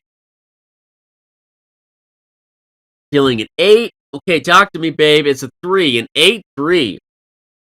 4, 8, 15, 16, 23, 42. First person who says that reference gets a diamond membership in chat. 4, 8, 15, 16, 23, 42. 4, 8, 15, 16, 23, 42. Watch for it. The first person to say it. I'm watching chat. You watch Twitch. I'm watching YouTube. Where is it? Come on. There it is. Mouse Slip gets a diamond membership. Lost. And Sacco Boys on YouTube gets a diamond membership. Lost. Law. 83. From It's Mario. It's me, Mario. In Discord. Also, is there any plans to spread chess in like countries that have an issue like Africa, etc.? I asked that because I know 0 people my age that play chess IRL. We work with a lot of different partners who are doing awesome stuff around the world. Honestly, I feel like the ChessKid team has a little more of the specific answer, so I don't just give the big Mr. CEO chess answer to say, like, you know, we're doing all kinds of things to grow the game and invest in diversity, and especially in regions that don't have chess. We are, and it is true. And I don't have a massive list of some of the specific things that have happened, other than probably the biggest event we did this year was the Haiti event. If you didn't see it, Rainn Wilson and Chess.com held a charity event for his foundation, Haiti, which invests in education for girls and all kinds of infrastructure, but also just in general bringing more chess to different parts of the world is always at the top of the list. And yeah, so good question on that. And we can give, if you want to reach out, maybe because you want to support or be more involved, send a message to the Chess.com support Twitter channel. And yeah. Why do all the questions get a mistake from Practical Chess? That's meant to just be a question mark because it's a question. The questions are not mistakes. Although that is a good shout out for Matt. Shout out to Matt, crushing it behind the scenes. Sexy man on the graphics. Funny story about Matt is Matt and Shia LaBeouf have history. I'm not going to share the history because Matt wouldn't want me to do that. But Matt and Shia LaBeouf have history. Running from Your Life from Shia LaBeouf. Shout out to Matt, who's working on it, but it does show our request is nice, Matt, which is, we should have an exclamation point for a great question. That way you can judge the questions. A question mark for a stupid question. And then a double question mark for an idiot question, right? No, I'm kidding. But the question mark is not game review, everybody. It's just a question. All right? Chill out. Talk to me, universe. Talk to me, baby. Where are we going next? Bring it to me. Bring it to me. Oh, we are flying far into the future. 110 from Reddit. Will you guys ever reopen the original Chess Bomb? It was a relatively small website with a unique community and was never a serious threat to Chess.com, and you shut it down. Why couldn't you just keep the original one up anymore? I know you will just say to use the events page on Chess.com, but it isn't the same. Let me ask you this. If the community that was on Chess Bomb is looking to thrive, what do communities want to thrive? They want an experience where people know them. They want to have chat with those people who know them. Chat can be both real time and forums and things. And you can create every one of those aspects on chess.com within a club, within the literal chat room of the event. What I will say is this, and I've never been as publicly outspoken about this as I'm going to be right now. The chat on ChessBomb was often a cesspool. And honestly, it was neglected by moderators, and it led to all kinds of racist, misogynistic, crazy, mother bleeping stuff. And I'm not calling you out, brilliant platform at all. I'm saying this. I am calling your bluff. The events feature has more than it ever could. You can also watch on Chess24, which we're working to make all feature parity. You have so many ways to create an amazingly diverse community on Twitch, on YouTube, on chess.com. And what I do know is that small, unchecked chat rooms lead to bad things. The dark corners of the internet are often not where the best conversations are going down. And I'm not saying this out of accusations of any username. I saw firsthand the stuff that was going on unmoderated. And look, ChessBomb was great. We didn't shut them down. We acquired their company. We loved working with Peter and Boris, and they're still here helping with everything that we do. We brought communities together because ChessBomb had amazing tools, and we brought them to chess.com, and we worked together. So this isn't like we shut down and like evil. This is like a lot of people were very happy about that experience during the acquisition. A lot of people financially benefit from that and have made an even better tool. And a neglected chat room where bad cesspool conversations were happening is not coming back. Next question. Sorry.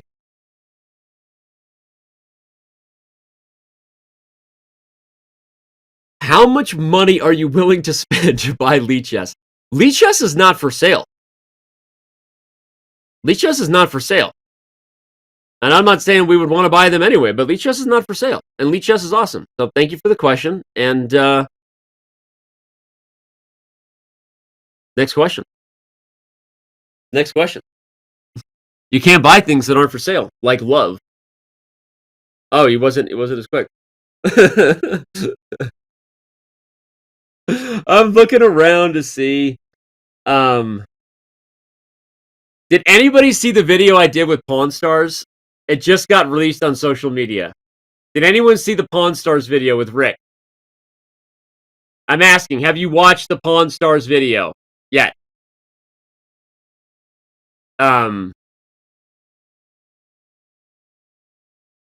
It's definitely not true. I definitely prefer the gameplay experience on chess.com because it's the best. But did anybody watch Pawn Stars? Okay, it's on YouTube, it's on Instagram, it's on Twitter. I'm going to go upstairs and get something, and you're going to quickly load the video and watch it. It's like 60 seconds because we had a lot of fun while we were in Las Vegas at TwitchCon before I caught COVID, recording a really fun video with Rick from Pawn Stars. Let's do it. Okay, we're going to YouTube. Let's go to YouTube. Come on, everybody. Hey, chat. Mom, we're going to YouTube. We're going to watch the video about Pawn Stars. Okay, let's go. Okay. I should probably go to youtube.com/ChessKid. That's where the magic happens, right?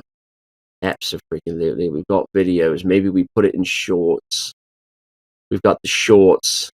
It's not on YouTube yet. Now the content team's going to get called out. Why is it not on YouTube yet? Why would we have it on the other platforms before YouTube? All right, we got to go to Twitter. Twitter.com/ChessCom. All right, we're going to Twitter. We're going to Twitter, man. I saw it on Instagram. Apparently, we spread out the platform. So before I call out my team and say that they dropped the ball, I guess I'm going to assume that there's a strategy here. which is that they are spreading out the media at different times. So that's why no one has seen it yet, because we just revealed, what did we do? We just ratioed ourselves. No one here is on Instagram. We just figured out that nobody, and I can't get it. I log in. I don't know my freaking Instagram password. Are you serious? I'm too old to remember that. I got my password remembered on this for that reason. So now I have to call out the content team because it should be on YouTube or Twitter or one of the old platforms for old people, not Instagram. Oh my God. Can I watch content on TikTok? I probably should. I'm probably not even legally allowed to go to TikTok. You know, is it on TikTok? Can I watch content without logging into TikTok? We're going to find out, boys and girls. Nope, you can't. Oh, wait. No, we are chess, aren't we? I don't know. Okay, everyone just go watch it on Instagram. I'm just going to go get something. It's not about the video, or someone else can pull it up from staff. I'll be right back.